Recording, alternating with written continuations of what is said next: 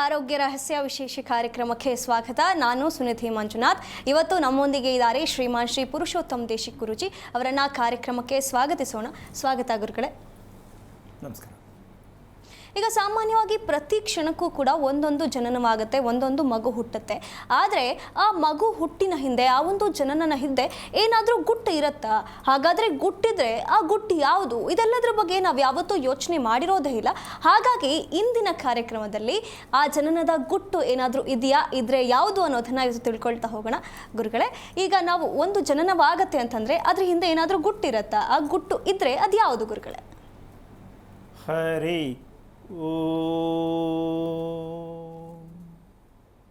ಶ್ರೀ ಗುರುಭ್ಯೋ ನಮಃ.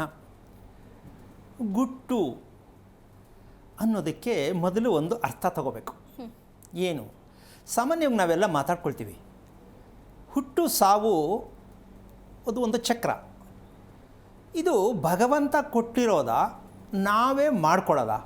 ಹುಟ್ಟು ಸಾವು ಭಗವಂತ ನೇಮನ ಅದು, ಅಥವಾ ನಮ್ಮ ಅಭ್ಯಾಸ ಅಂತ? ಯಾವ್ದು ತಗೋತೀಯಮ್ಮ? ಯಾವ್ದು ತಗೋಬೇಕು, ಯಾವ್ದು ತೊಗೊಂಡಿದ್ದೀವಿ ನಾವು? ಕಾಮನಾಗಿ ಯಾರೇ ಮಾತಾಡೋದು ಅದು ದೇವ್ರು ಕೊಟ್ಟಿರೋದ್ರೆ, ಹುಟ್ಟು ಸಾವು ಭಗವಂತ ಮಾಡಿಟ್ಟಿರೋದು ಸುಳ್ಳು. ಹುಟ್ಟು ಸಾವು ಭಗವಂತನ ವಿಚಾರನೇ ಬರಲ್ಲ. ಭಗವಂತನ ವಿಚಾರ ಅಂದರೆ ಪೂರ್ಣಾಯಸ್ಸಿನಲ್ಲಿ ನೀನು ಬದುಕಿ ಬರಬೇಕಂತ ಹೇಳಿರೋದು. ಹೌದು. ಯಾರು ಪೂರ್ಣಾಯಸ್ ತಗೋತಾ ಇದ್ದಾರೆ? ಇಲ್ಲ ಗುರುಗಳೇ. ಮತ್ತು ಹಾಗಿದ್ಮೇಲೆ ಭಗವಂತನೇ ಸುಳ್ಳು ಹಾಗಾದರೆ? ಇಲ್ಲ. ನಮ್ಮ ಬದುಕು ಎಷ್ಟು ಮಟ್ಟಿಗಿದೆ ಸ್ವಲ್ಪ ಯೋಚನೆ ಮಾಡು. ಸೊ ಏನೋ ಒಂದನ್ನು ತಿಳ್ಕೊಂಡು ಅದನ್ನು ಹಂಗೆ ಎಲ್ರಿಗೂ ಹಬ್ಬಿಸ್ಕೊಂಡು ಹೋಗ್ತೀವಿ ನಾವು. ಹೌದು. ದೇವರು ಹುಟ್ಟು ಸಾವು ದೇವರು ತಪ್ಪು. ದೇವರ ಅನುಗ್ರಹ ಇರತಕ್ಕಂತಹದ್ದು ಏನು ಅಂದರೆ, ಹುಟ್ಟು ಸಾವಿನ ಮೂಲ ತತ್ವ ಹುಟ್ಟು ಸಾವು ಇಲ್ಲದ್ದೇ ಮನುಷ್ಯನ ಜೀವನ ಅಂತಕ್ಕಂಥದ್ದು. ಇದು ಭಗವಂತನ ಆಜ್ಞೆ. ಹುಟ್ಟು ಸಾವು ಇಲ್ಲ. ಯಾಕಿಲ್ಲ ಅಂದರೆ ಅವನು ನೇರವಾಗಿ ಭಗವಂತನ ಸಾನ್ನಿಧ್ಯಕ್ಕೆ ಹೋಗ್ಬೇಕದು. ಒಂದು ಸಲ ಒಮ್ಮೆ ಮನುಷ್ಯ ಜನ್ಮವನ್ನು ತಾಳಿದಾಗ ಮತ್ತೆ ಹುಟ್ಟಲಿಕ್ಕೆ ಪ್ರಯತ್ನ ಮಾಡಬಾರದು. ನಾವು ಹುಟ್ತೀವಿ ಸಾಯ್ತೀವಿ, ಇದು ನಾವು ಮಾಡ್ಕೊಂಡಿರ್ತಕ್ಕಂಥ ಒಂದು ಅಧರ್ಮ, ಅಜ್ಞಾನ. ಅರೆ ಮಾಡಬಾರ್ದು, ಶೋಕಿ ಮಾಡಿ ಬೇಗ ಸತ್ತೋಗ್ತಾನೆ. ದೇವರು ಹೇಳಿದ್ನಾ? ಇಲ್ಲ. ತನ್ನ ಕೈಯಾರ ತಾನೇ ಆತ್ಮಹತ್ಯೆ ಮಾಡ್ಕೋತಾನೆ. ದೇವರು ಹೇಳಿದ್ನಾ? ಮತ್ತೆ ಯಾಕೆ ದೇವ್ರ ಮೇಲೆ ಹೇಳ್ತೀರಾ? ಹೌದು. ಇದನ್ನು ಕಣ್ಣು ತಿರ್ಸ್ಬೇಕು ನಾವು ಜನಕ್ಕೆ. ಏನಪ್ಪ ಅಂದರೆ, ನಾವು ತಿಳ್ಕೊಂಡದೇ ಕರೆಕ್ಟ್ ಅಲ್ಲ, ಅದರ ಹಿಂದೆ ಒಂದಿದೆ. ಇದು ಆರೋಗ್ಯ ರಹಸ್ಯದ ಕಾರ್ಯಕ್ರಮದ ಪೂರ್ಣ ಗುಟ್ಟು ಏನಂದರೆ, ಕೇಳರಿಯದ ಹೇಳರಿಯದ ವಿಚಾರವೇ ಕಾರ್ಯಕ್ರಮದಲ್ಲಿ ಬರೋದು. ಕೇಳುದ್ದೆಲ್ಲ ಕೇಳ್ಕೊಂಡಿದ್ರೆ ನಮ್ಮ ಕಾರ್ಯಕ್ರಮ ಬೇಕಿಲ್ಲ. ಹೌದು. ಹೌದಾನೆ? ನಮ್ಮ ಇಡೀ ಭಾರತ ದೇಶದಲ್ಲಿ ಒಂದು ಹೆಮ್ಮೆ ಪಡುವಂಥ ವಿಚಾರ ಏನಂತಂದರೆ, ಮನುಷ್ಯನ ಬದುಕಿನ ಮೌಲ್ಯಗಳನ್ನು, ಗುಟ್ಟುಗಳನ್ನು ತಿಳ್ಕೊಳ್ಳೋಣ. ಆ ಗುಟ್ಟು ಅನ್ನೋದೇ ಭಗವಂತ. ನಾವು ಹೇಳ್ತೀವಿ, ಭಗವಂತ ಎಲ್ಲೋ ಒಂದು ಶಕ್ತಿ ನನ್ನನ್ನು ಕಾಪಾಡ್ತಾ ಇದೆ ಹೇಳ್ತೀವಲ್ಲ? ಹೌದು ಗುರುಗಳೇ, ಹೇಳ್ತೀವಿ. ಅದು ನಮಗೆ ಕಾಣಿಸಲ್ಲ. ಹೌದು ಅಲ್ವಾ? ಹಾಗಿದ್ದ ಮೇಲೆ ನಾವು ಅದನ್ನು ಪ್ರೆಸೆಂಟ್ ಮಾಡ್ಕೋತೀವಿ ಸೆಕ್ಯೂರಿಟಿಗೆ. ದೇವರು ಅಂತ ಒಬ್ಬಿದ್ದಾನೆ. ಆ ಬದುಕಿಗೆ ಇರ್ತಕ್ಕಂತಹ ಆ ಒಂದು ಶಕ್ತಿಯಿಂದ ನಾವು ಮುಂದೆ ಹೋಗ್ತೀವಿ. ಆದರೆ ಹೊರೆಯನ್ನು ಭಗವಂತನ ಮೇಲೆ ಹಾಕೋದು ತಪ್ಪು. ನಮ್ಮ ಜನ ತುಂಬ ಸೋಮಾರಿತನ ಜನ ಮಾಡೋ ಕೆಲಸ ಏನು ಅಂದರೆ, ಎಲ್ಲ ದೇವ್ರ ಮೇಲೆ ಹಾಕ್ಬಿಡೋದು. ಹೌದು. ಇದೇ ತಾನೇ ಮಾಡ್ತಾ ಇರೋದು. ಅಲ್ಲಿಗೆ ದೇವ್ರನ್ನ ನಾವು ಮೋಸ ಮಾಡ್ತಾ ಇದ್ದೀವಾ, ಅಥವಾ ದೇವ್ರ ನಾವು ಅರ್ಥ ಮಾಡ್ಕೊಂಡಿದ್ದೀವಿ ಅಂತ ಪ್ರತಿಯೊಬ್ಬರು ಅರ್ಥ ಮಾಡ್ಕೋಬೇಕು. ನಾವು ಅರ್ಥ ಮಾಡ್ಕೊಳ್ಳೋದೇ ಗುಟ್ಟು. ನಾವು ಅರ್ಥ ಮಾಡ್ಕೊಳ್ಳಿ ಅಂತಾನೆ ಮಗು ಬರೋದು. ಹೌದು. ಜೀವನದಲ್ಲಿ ಒಂದು ಮಹತ್ಕರವಾಗಿರ್ತಕ್ಕಂಥ ಒಂದು ಜನನವಾದರೆ ಅದರ ಗುಟ್ಟು ಏನು ಅಂದರೆ, ನಿನ್ನ ಸತ್ಯವನ್ನು ನೀನು ನಿನ್ನನ್ನು ಅರ್ಥ ಮಾಡ್ಕೊಂಡಿದ್ಯಾ ನೋಡ್ಕೋ. ಇಲ್ಲಿ ಗಂಡು ಹೆಣ್ಣು ಅರ್ಥ ಮಾಡಿಕೊಂಡು ಮಗು ಮಾಡ್ಕೋಬೇಕು ಅಂತ ಗೊತ್ತಿಲ್ಲ. ಮಾಡ್ಕೋತಾ ಇದ್ದಾರಾ? ಇಲ್ಲ ಗುರುಗಳೇ. ಮಗು ಬೇಕು. ಹೌದು. ಬಟ್ ಆ ಮಗು ಪಡೆಯೋದಿಕ್ಕೆ ನಮ್ಮಿಬ್ಬರ ಪ್ರಯತ್ನ ಯಾವುದು? ಫೇಲ್. ಹೌದಲ್ಲ? ಹೌದು. ಮಗು ಮಾಡ್ಕೊಳ್ಳೋದು ಅಷ್ಟೇ, ಮದುವೆ ಮಾಡ್ಕೊಳ್ಳೋದು ಅಷ್ಟೇ. ಮದುವೆ ಯಾಕೆ ಮಾಡ್ಕೋಬೇಕು ಗೊತ್ತಿಲ್ಲ, ಮನೆ ಯಾಕೆ ಕಟ್ಟಬೇಕು ಗೊತ್ತಿಲ್ಲ. ಇವು ಮೂರಲ್ಲಿ ಕಂಪ್ಲೀಟ್ ಫೇಲ್. ಅದಕ್ಕೋಸ್ಕರವಾಗಿ ಈ ಗುಟ್ಟು ಅಂತಕ್ಕಂತಹ ವಿಚಾರ ಯಾವುದಪ್ಪ ಅಂತಕ್ಕಂಥದ್ದನ್ನು, ಭಗವಂತನ ಮೂಲವಾಗಿ ನಡೆಯುತ್ತೆ ಹುಟ್ಟು ಸಾವು ಅಂತಕ್ಕಂಥದ್ದು. ಇದಕ್ಕೆ ಮತ್ತೆ ಹುಟ್ಟುತ್ತೆ ಮತ್ತೆ ಸಾಯುತ್ತೆ ಅಂದರೆ ಅದು ಭಗವಂತನ ನಿಯಮ ಅಲ್ಲ. ಹುಟ್ಟಿದ ವ್ಯಕ್ತಿ ಮತ್ತೆ ಯಾವುದೇ ಕಾರಣಕ್ಕೂ, ಸತ್ತ ವ್ಯಕ್ತಿ ಮತ್ತೆ ಹುಟ್ಟುವುದಿಲ್ಲ, ಹುಟ್ಟಬಾರದು. ಇದು ಭಗವಂತನ ಆಜ್ಞೆ. ನೀನೆಲ್ಲವನ್ನು ಕಳ್ಕೊಂಡು ಏನೇನು ಕಳೀಬೇಕು, ಮಾಡದೇ ಇರೋದು ಮಾಡಿದ್ದೀಯಾ, ಹೇಳದೇ ಇರೋದು ಹೇಳಿದ್ದೀಯಾ, ಇದನ್ನು ಕಳ್ಕೊಳ್ಳೋದಕ್ಕೆ ಭಗವಂತ ಜನ್ಮವನ್ನು ಕೊಡ್ತಾನೆ. ಅದು ಹೆಂಗೆ ಅದು ಕೊಡ್ತಾನೆ? ಎಷ್ಟೋ ಜನ್ಮಗಳು ಎತ್ತಿರ್ತೀವಿ ನಾವು, ಒಂದು ಕೂತು ಮಾತಾಡ್ತೀವಿ. ಆ ಜನ್ಮಗಳಿಗೆ ಒಂದು ಸಣ್ಣ ಉದಾಹರಣೆ ಹೇಳ್ತೀನಿ. ಎಷ್ಟೋ ಮಕ್ಕಳು ನನಗೆ ನಾಯಿ ಬೇಕು ಅನ್ನತ್ತೆ, ಇನ್ನೊಂದು ಮಗು ನನಗೆ ಗಿಳಿ ಬೇಕು ಅನ್ನತ್ತೆ, ಇನ್ನೊಂದು ಮಗು ನನಗೆ ಹಾವು ಬೇಕು ಅನ್ನತ್ತೆ, ಇನ್ನೊಂದು ಮಗು ಯಾವ್ದಾದ್ರು ದೊಡ್ಡ ಪ್ರಾಣಿ ನೋಡಿದ್ರೆ ನನಗೆ ಅದು ಬೇಕು ಅನ್ನತ್ತೆ. ಕೊನೆಗೆ ಅವ್ರು ಬೊಂಬೆನಾದ್ರು ತಂದು ಕೊಡಬೇಕು, ಆ ಮಗು ಸುಮ್ಮನೆ ಆಗತ್ತೆ. ಇದ್ರ ಅರ್ಥ ಏನು ಅಂದರೆ, ರಿಲೇಷನ್ಶಿಪ್ ಅದು ಕಟ್ಟಾಗಿರುತ್ತಲ್ವಾ, ಮಗು ಮನುಷ್ಯ ರೂಪ ತಾಳಿರುತ್ತಲ್ಲ, ಮೊದಲು ಆ ಪ್ರಾಣಿಯ ರೂಪ ದೇಹದಲ್ಲಿ ಇತ್ತಿದು, ಅದಕ್ಕೆ ಅದು ಫ್ರೆಂಡ್ಶಿಪ್ ಅದು ಬೇಕು, ರಿಲೇಷನ್ಶಿಪ್ ಬೇಕದು. ಅರ್ಥ ಆಗ್ತಾ ಹೇಳ್ತಾ ಇರೋದು? ಕೆಲವರಿಗೆ ತುಂಬ ಬೇಜಾರಾಗುವಂತ ಇಷ್ಟಪಡ್ತಾರೆ. ಅಯ್ಯೋ ಇದು ಏನಪ್ಪ, ಇದು ಏನೇನೋ ಕೇಳುತ್ತಲ್ಲ ಈ ಮಗು ಅಂತ ತಂದೆ ತಾತಲ್ಲೇ ಕಚ್ಕೋಬೇಕಾಗತ್ತೆ. ಕೆಲವು ಮಕ್ಕಳು ಏನು ಬಡಲ್ಲ, ಎಲ್ಲ ಕಂಡ್ರೆ ಭಯ ಬೀಳ್ತವೆ. ಸೊ ಇದೆಲ್ಲ ಏನಕ್ಕೆ ಅಂತಂದರೆ, ಮನುಷ್ಯನ ಜನ್ಮ ಅಂತಕ್ಕಂಥದ್ದನ್ನು ನಾವು ಯಾವ ರೀತಿ ಬಳಸ್ತೀವಿ ಅದರ ಮೇಲೆ ನಮ್ಮ ಜೀವನ, ನಮ್ಮ ಜನ್ಮ ಬದಲಾವಣೆ ಆಗ್ತಾ ಹೋಗುತ್ತೆ. ಆ ಬದಲಾವಣೆಗೆ ಮೂಲ ಕಾರಣ ಏನು ಅಂತ ಇವತ್ತು ತಿಳ್ಕೊಬೇಕಾಗತ್ತೆ. ಏನಪ್ಪ ಅದು? ಮಗುವಿನ ಜನನದ ಗುಟ್ಟು ಯಾವುದು ಆಗಿರಬಹುದು ಅಂತಕ್ಕಂಥದ್ದಕ್ಕೆ ಒಂದು ಪ್ರಶ್ನೆ, ತಂದೆ ತಾಯಿಯ ಒಂದು ಪ್ರಶ್ನೆ ಬರುತ್ತೆ. ನಾವೇನೋ ಕಷ್ಟ ಅನುಭವಿಸ್ತೋ, ನನಗೆ ಹುಟ್ಟೋ ಮಗು ಚೆನ್ನಾಗಿ ಹುಟ್ಟಬೇಕು, ಚೆನ್ನಾಗಿರೋದು ಹುಟ್ಟಬೇಕು, ಬೈಕ್ ಇದೆ ತಾನೆ? ಹೌದು, ಇದೆ ತಾನೆ? ಹೌದು. ಪ್ರತಿ ತಂದೆ ತಾಯಿಗಳು ನಾವೇನೋ ಓದಲಿಲ್ಲ, ನಮ್ಮ ಮಕ್ಕಳಾರು ಓದಲಿ, ಹೌದು, ನಾವೇನೋ ಚೆನ್ನಾಗಿ ಅರ್ಥ ಮಾಡ್ಕೊಂಡು ಬದುಕಲಿಲ್ಲ, ನಮ್ಮ ಮಕ್ಕಳಾರು ಚೆನ್ನಾಗಿರಲಿ. ಅಮ್ಮ, ಎಲ್ಲವೂ ಬರೀ ಸುಳ್ಳಿನ ಕಂತೆಗಳನ್ನೇ ಜೋಡೆ ಮಾಡ್ಕೋತಾರೆ ಹೊರತು ಆ ರೀತಿ ಮಗುವಿಗೆ ನಿಮ್ಮ ಪ್ರಯತ್ನ ಯಾವುದಾಗಬೇಕಿತ್ತು? ಆಗ್ಬೇಕಿತ್ತ ಬೇಡವಾ? ಆಗ್ಬೇಕಿತ್ತು ಗುರುಗಳೇ. ಇವ್ರು ಪ್ರಯತ್ನನೇ ಮಾಡಿಲ್ಲ. ಇವರಪ್ಪ ಅಮ್ಮ ಇವರು ಹಂಗೆ ಮಾಡ್ಕೊಂಡ್ರು, ಅವರು ತಿಳ್ಕೊಂಡಿರ್ಲಿಲ್ಲ. ಇವರು ಮಗು ಮಾಡ್ಕೊಂಡ್ರು, ಇವ್ರಿಗೂ ಗೊತ್ತಿಲ್ಲ. ಅಂದ ಮೇಲೆ ಮಗು ಚೆನ್ನಾಗಿರ್ಲಿ ಅಂತ ನೀವು ಶಾಸ್ತ್ರ ಕೇಳ್ತಿರಲ್ಲ, ಎಷ್ಟರ ಮಟ್ಟಕ್ಕೆ ನೀವು ಬುದ್ಧಿವಂತರು? ಪ್ರಶ್ನೆ ಹಾಕೊಳ್ಳಿ. ಮಗು ಚೆನ್ನಾಗಿರ್ಬೇಕು, ಚೆನ್ನಾಗಿರಬಾರದು ತಂದೆ ತಾಯಿ ಕೈಯಲ್ಲಿರೋದು, ಅದು ದೇವರ ಕೈಯಲ್ಲಿಲ್ಲ, ಜ್ಯೋತಿಷಿ ಕೈಯಲ್ಲಿಲ್ಲ, ಭವಿಷ್ಯ ಹೇಳೋನ್ ಕೈಯಲ್ಲಿಲ್ಲ. ಅರೆ ಮಗು ಮಾಡ್ಕೊಂಡು ನೀವು ಅಲ್ಲಿ ಹೋಗಿ ನಾನು ಮಗು ಚೆನ್ನಾಗಿರುತ್ತಾ ನೋಡಿ ಅಂದರೆ ಎಷ್ಟೋ ಪಾಪ. ಇವಾಗ ಕರೆ ಮಾಡಿರೋರಿಗೆ ನಾನು ಒಂದು ವಿಚಾರವನ್ನು ಹೇಳಕ್ಕೆ ಇಷ್ಟಪಡ್ತೀನಿ ಈ ಮೂಲಕ. ಇವತ್ತು ನಿಮ್ಮ ಮನೆಯಲ್ಲಿ ಯಾರು ಇವಾಗ ಕರೆ ಮಾಡೋದಕ್ಕೆ ಪ್ರಯತ್ನ ಪಡ್ತಿರೋರ್ತಕ್ಕಂಥದ್ದಕ್ಕೆ ಒಂದು ಸಂದೇಶ ಹೇಳ್ಕೊಡ್ತೀನಿ. ನಿಮ್ಮ ಮಕ್ಕಳಾಗಲಿ, ನೀವಾಗಲಿ, ನಿಮ್ಮ ಗಂಡ ಆಗಲಿ, ಅಳಿಯ ಮಗಳಾಗಲಿ, ಮೊಮ್ಮಕ್ಕಳಾಗಲಿ, ಕೃಷ್ಣ ಪಕ್ಷ ಅಂತ ಇರುತ್ತೆ, ಕುಂಡಲಿಯಲ್ಲಿ ನೋಡ್ಕೊಳ್ಳಿ. ಕೃಷ್ಣ ಪಕ್ಷದಲ್ಲಿ ಹುಟ್ಟಿರುವ ಮಗು ನಿಮ್ಮ ಕುಟುಂಬದಲ್ಲಿ ಇದ್ದರೆ ಇವತ್ತು ಕರೆ ಮಾಡಿ, ಅದರ ಚಿತ್ರ ವಿಚಾರಗಳನ್ನು ನೀನು ಮುಂದೆ ಹೇಳ್ತೀನಿ. ಆಗ ನಿಮಗೆ ಅರ್ಥ ಆಗುತ್ತೆ, ಏನಪ್ಪ ಇಷ್ಟೆಲ್ಲ ಆಶ್ಚರ್ಯವ ಅಂತಕ್ಕಂಥದ್ದು. ಕೃಷ್ಣ ಪಕ್ಷ ಅಂತಕ್ಕಂಥದ್ದು ಒಂದು, ಶುಕ್ಲ ಪಕ್ಷ ಅಂತಕ್ಕಂಥದ್ದು ಒಂದು. 15 ದಿನ, ತಿಂಗಳಲ್ಲಿ 2 ಭಾಗ, ಪೌರ್ಣಮಿ, ಅಮಾವಾಸ್ಯೆ. ಈ ಅಮಾವಾಸ್ಯೆ ಹತ್ತಿರ ಇರ್ತಕ್ಕಂಥ ಮಗು ಹುಟ್ಟಿರುತ್ತಲ್ಲ, ಮದುವೆ ಮಾಡ್ಕೊಂಡಿರ್ತೀರಲ್ಲ, ನಿಮ್ಗಳ ಕತೆ ನೋಡ್ಬೇಕ್ರಿ. ಪ್ರಪಂಚನೇ ಬದಲಾವಣೆ ಆದರೆ ಇವರು ಬದಲಾವಣೆ ಆಗಲ್ಲ. ನಾನಿರುವುದು ಹೀಗೆ ಆಗಲ್ಲ. ಕೃಷ್ಣ ಪಕ್ಷದಲ್ಲಿ ಇದಕ್ಕೆ ಕ್ಷಯ ಮಾಸ ಅಂತಾರೆ, ಶುಕ್ಲ ಪಕ್ಷವನ್ನು ಅಕ್ಷಯ ಮಾಸ ಅಂತಾರೆ, ಅಭಿವೃದ್ಧಿಯ ಮಾಸ ಶುಕ್ಲ ಪಕ್ಷ. ಅದಕ್ಕೆ ಏನೂ ಇರಲ್ಲ ಕಣೆ, ಅದೆಲ್ಲ ಕೇರಳದಿಂದ ಬಂದ, ತಮಿಳುನಾಡಿಂದ ಬಂದ, ಈ ಮಟ್ಟಕ್ಕೆ ಮಿಂಚ್ಬಿಟ್ಟ, ನಾವು ಇಲ್ಲೇ ಸಾಯ್ತಾ ಇದ್ದೀವಿ. ಇದೇ ನೀನು ಕೇರಳದಾರು ಹುಟ್ಟು, ಒರಿಸ್ಸಾದಾರು ಹುಟ್ಟು, ಕರ್ನಾಟಕದಾರು ಹುಟ್ಟು, ನೀನು ಹುಟ್ಟಿದ ದಿನ ಯಾವುದು ಅದು ಭವಿಷ್ಯವನ್ನು ರೂಪಿಸುತ್ತೆ ಅಂತಲ್ಲ. ಶುಕ್ಲ ಪಕ್ಷದಲ್ಲಿ ಹುಟ್ಟುವವರು ಅವರು ದೇಶಕ್ಕೆ, ಒಂದು ಕುಟುಂಬಕ್ಕೆ ಒಂದು ಸಂದೇಶ ಕೂಡ ಕೊಡ್ತಾರೆ ಅವರು, ಶುಕ್ಲ ಪಕ್ಷದವರು. ಕೃಷ್ಣ ಪಕ್ಷದಲ್ಲಿ ಹುಟ್ಟಿದವರು ಕುಟುಂಬವನ್ನು ಪೂರ್ಣವಾಗಿ ನಿರ್ನಾಮವನ್ನು ಮಾಡಿ, ಕುಟುಂಬವನ್ನು ಗೋಳು ಮಾಡಿ, ಬೀದಿಗೆ ನಿಲ್ಲಿಸಿ, ಅವಮಾನ ಮಾಡಿ, ಮಾಡದೇ ಇರೋದೆಲ್ಲ ಮಾಡಿ ಹೋಗೋದಕ್ಕೆ ಬಂದಿರ್ತಾರೆ, ಬುದ್ಧಿ ಕಲಿಸೋಗೋದಕ್ಕೆ ಬಂದಿರ್ತಾರೆ ಕೃಷ್ಣ ಪಕ್ಷದವರು. ಇವತ್ತು ಕೃಷ್ಣ ಪಕ್ಷ ಹುಟ್ಟಿರೋ ಮಕ್ಕಳಿದ್ರೆ ದಯವಿಟ್ಟು ಕರೆ ಮಾಡಿ ಅದರ ಮಜಾ ಏನು ಅಂತ ತೋರಿಸ್ಕೊಳ್ಳೋಣ.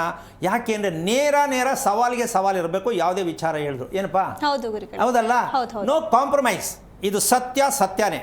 ಹಾಗೆ ಹೇಳ್ತಕ್ಕಂಥ ಈ ಒಂದು ಕಾರ್ಯಕ್ರಮದಲ್ಲಿ ಇದ್ದಾಗ ಅಕಸ್ಮಾತಾಗಿ ನಿಮಗೆ ಕರೆ ಸಿಕ್ಕಿದ್ರೆ ಈ ವಿಚಾರವನ್ನು ಯಾವ ಕಾರಣಕ್ಕೂ ತಿಳ್ಕೊಳ್ಳೋಕ್ಕೆ ಪ್ರಯತ್ನ ಮಾಡಿ. ಈಗ ಕರೆ ಇದೆಯಾ? ಹೌದು ಗುರುಗಳೇ.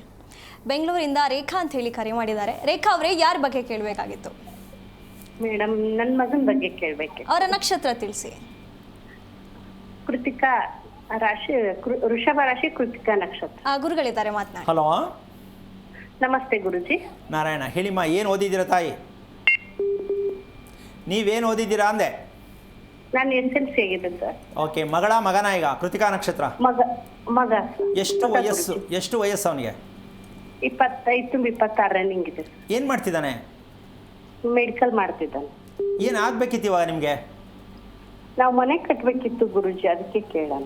ಮನೆ ಕಟ್ಟಕ್ಕೆ ಆಗತ್ತೆ ಅಂತನಾ, ಯಾವಾಗ ಕಟ್ತೀವಿ ಅಂತನಾ? ಯಾವಾಗ ಕಟ್ತೀವಿ ಅಂತ ಗುರುಜಿ. ಸೈಟ್ ತೊಗೊಂಡಿದ್ದೀರಾ? ಹಾ, ಸೈಟ್ ತಗೊಂಡಿದ್ದೀವಿ ಗುರುಜಿ. ಎಷ್ಟು ಜನ ಮಕ್ಕಳು ನಿಮಗೆ? ಎಷ್ಟು ಜನ ಮಕ್ಕಳು ಅಂದೆ? ಇಬ್ರು ಗುರುಜಿ. ಇನ್ನೊಂದು ನಕ್ಷತ್ರ ಯಾವುದು? ಮಖ ನಕ್ಷತ್ರ ಗುರುಜಿ. ಒಂದು ಮಖ ನಕ್ಷತ್ರ, ಇನ್ನೊಂದು ಕೃತಿಕಾ ನಕ್ಷತ್ರ. ಆಯ್ತು, ಸಾಕು. ಒಂದು ಮಖ ನಕ್ಷತ್ರ, ಒಂದು ಕೃತಿಕಾ ನಕ್ಷತ್ರ. ಹೌದು ಗುರುಜಿ. ಓಕೆ, ಮೊದಲನೇದು ಕೃತಿಕಾನಾ? ಮೊದಲನೇದು ಕೃತಿಕಾ, ಎರಡನೇದು ಮಕಾರ. ಇಬ್ರು ಗಂಡು ಮಕ್ಕಳೇನಾ? ಹೌದು ಗುರುಜಿ. ಓಕೆ, ಈಗ ಆ ಮಕ್ಕಳು ನೀವು ಹೇಳ್ದಂಗೆ ಮಕ್ಕಳು ಕೇಳ್ತಾರ, ಮಕ್ಕಳು ಹೇಳ್ದಂಗೆ ನೀವು ಕೇಳಬೇಕಾ? ಯಾವ್ದು ಗಮನಿಸಿದಿರಾ? ಇಲ್ಲ, ನಾವ್ ಹೇಳ್ದಂಗೆ ಕೇಳ್ತಾರೆ ಗುರುಜಿ. ಇಬ್ರು ಕೂಡ? ಹಾ, ಕೇಳ್ತಾರೆ ಗುರುಜಿ. ಓಕೆ, ಇಬ್ಬರು ನಿದ್ದೆ ಮಾಡೋದ್ರಲ್ಲಿ ತುಂಬ ಚೆನ್ನಾಗಿ ನಿದ್ದೆ ಮಾಡ್ತಾರೆ, ಸಮಯಕ್ಕೆ ಸರಿಗೆ ಹೇಳ್ತಾರೆ ಅನ್ನೋದನ್ನು ಯಾರು ಕೊಡ್ತೀರಾ? ಮೊದಲನೇವನ್ಗ, ಎರಡನೇವನ್ಗ? ಮೊದಲನೇವನ್ಗೆ ಗುರುಜಿ. ಎಷ್ಟು ಬೇಗ ಹೇಳ್ತಾನೆ ಅಂತನಾ, ತಡವಾಗಿ ಹೇಳ್ತಾನೆ ಅಂತನಾ?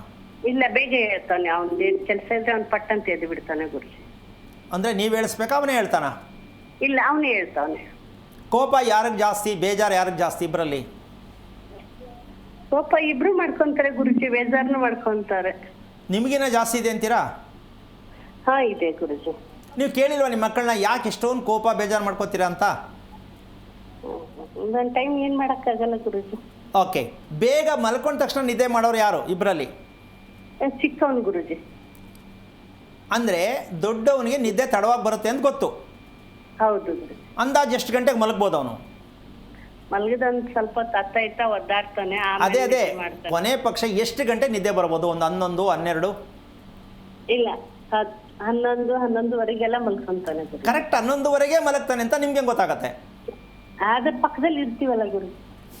ಓಕೆ, ತುಂಬ ಸಂತೋಷ. ಯಾಕೆ ಇಷ್ಟು ಪ್ರಶ್ನೆ ಕೇಳಿದೆ ಅಂದರೆ,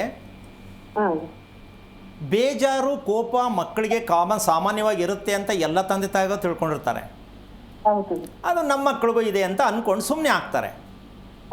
ಕ್ರಮೇಣ ವಯಸ್ಸಿಗೆ ಬಂದಾಗ ಕೆಲವು ಸಂದರ್ಭದಲ್ಲಿ ಮಕ್ಕಳು ತಿರುಗಿ ಬಿದ್ದಾಗ ತುಂಬ ಕಣ್ಣಲ್ಲಿ ನೀರು ಹಾಕೋತಾರೆ, ನಮ್ಮ ಮಕ್ಕಳೇ ನಮ್ಮ ಮಾತು ಕೇಳಲ್ಲ ಅಂತ. ಸೊ ತಪ್ಪು ಯಾರ್ದು, ಅಪ್ಪ ಅಮ್ಮಂದ ಮಗುದ? ನಮ್ಮದೇ ಗುರುಜಿ. ಯಾವ ರೀತಿ ತಪ್ಪು ಅಂತ ಅನ್ಕೋತೀರಾ? ತಂದೆ ತಾಯಿ ತಪ್ಪು ಆಗಿದ್ರೆ ಯಾವ ತಪ್ಪು ಆಗಿರಬಹುದು?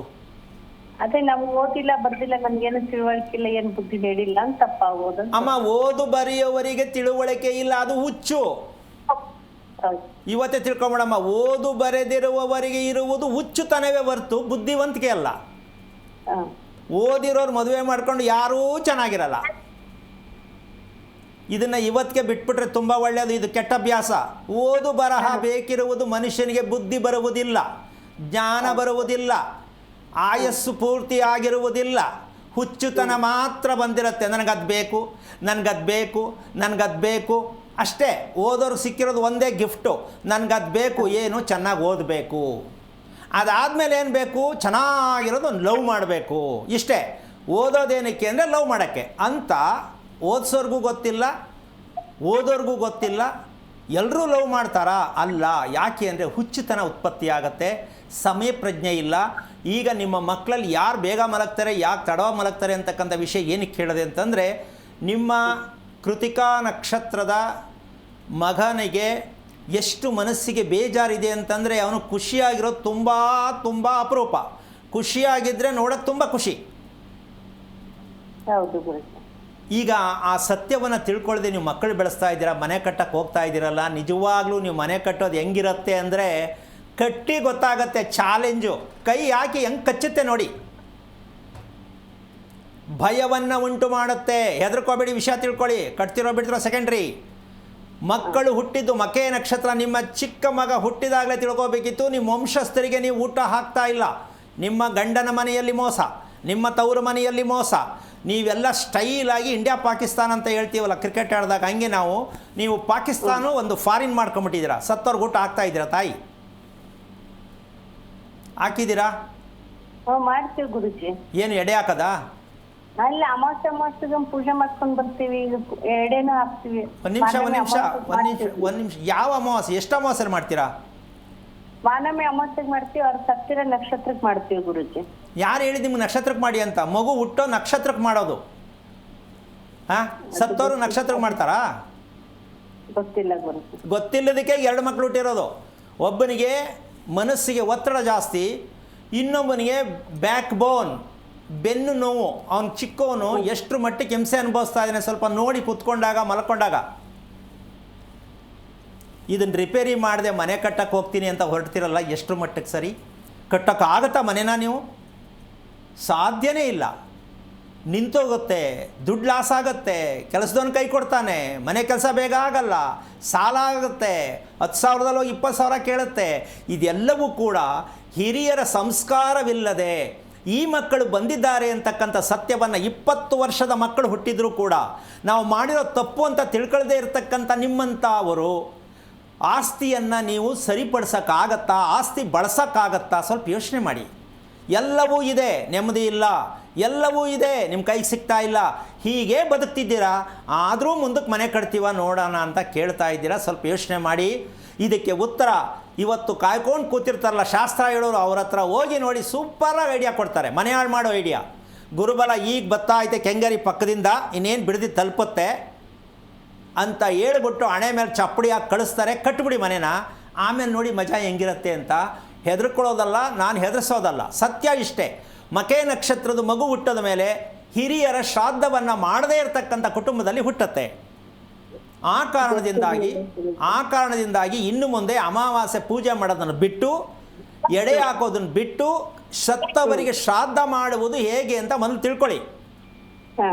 ಇಲ್ಲ ಅಂದರೆ ಇಬ್ಬರು ಮಕ್ಕಳಿಗೂ ಲವ್ ಅರೇಂಜ್ ನಡೆಯುತ್ತೆ. ನೀವು ಮದುವೆ ಮಾಡಿ ಅಕ್ಷತೆ ಕಾಳು ಹಾಕಂಗಿಲ್ಲ ತಲೆ ಮೇಲೆ, ಅವ್ರು ಆರಿಸ್ಕೊಂಡಿದ್ರ ಮೇಲೆ ನೀವು, ನಿಮ್ಗೆ ಹೇಳ್ತಾರೋ ಇಲ್ಲವೋ ಗೊತ್ತಿಲ್ಲ, ಮಾಡ್ಕೊಂಡು ಮನೆ ಬಾಗಿಲಿಗೆ ಬಂದಾಗ ನಿಮ್ಗೆ ಏನಾದ್ರು ಕೇಳ್ಬೋದೇನೋ, ಒಳಗೆ ಬರ್ಬೋದಾ, ಹಾಗೆ ಹೊರಗೆ ಹೋಗ್ಬೋದಾ ಅಂತ. ಆ ಮಟ್ಟಕ್ಕೆ ನಿಂತಿದೆ ಈ ಪ್ರಸ್ತುತಕ್ಕೆ. ಇದನ್ನು ರಿಪೇರಿ ಮಾಡಿ, ಮಕ್ಕಳನ್ನು ರಿಪೇರಿ ಮಾಡಿದಾಗ ಮನೆ ಆಗತ್ತೆ. ಮಕ್ಕಳನ್ನು ರಿಪೇರಿ ಮಾಡ್ತಕ್ಕಂಥದ್ದು ತಂದೆ ತಾಯಿಗಳ ಕರ್ತವ್ಯ. ಬೇಜಾರಾಯ್ತಾ? ವಿಷಯ ಗೊತ್ತಾಯ್ತಾ? ಇಲ್ಲ, ವಿಷಯ ಗೊತ್ತಾಯ್ತು ಗುರು. ಅಷ್ಟೇ. ಯೋಚನೆ ಮಾಡೋಕೆ ಹೋಗ್ಬೇಡಿ. ಯಜಮಾನ ಕೂರಿಸ್ಕೊಂಡು ಕನ್ವಿನಿಯನ್ಸ್ ಮಾಡಿ, ಮಕ್ಕಳಿಗೇನು ಹೇಳೋಕೆ ಹೋಗ್ಬೇಡಿ.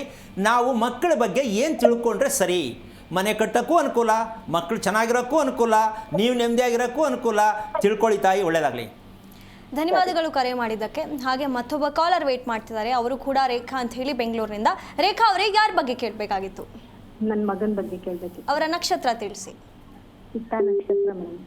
ಗುರುಗಳಿದ್ದಾರೆ, ಮಾತನಾಡಿ. ಹಲೋ. ಹರಿ ಓಂ ಗುರುಗಳೇ. ನಾರಾಯಣ. ಏನು ಮಾಡ್ತಿದ್ದಾನೆ ಮಗ? NCA ಮುಗಿದಿದೆ ಗುರುಗಳೇ. ಹಾಂ, NCA ಮುಗಿದಿದೆ.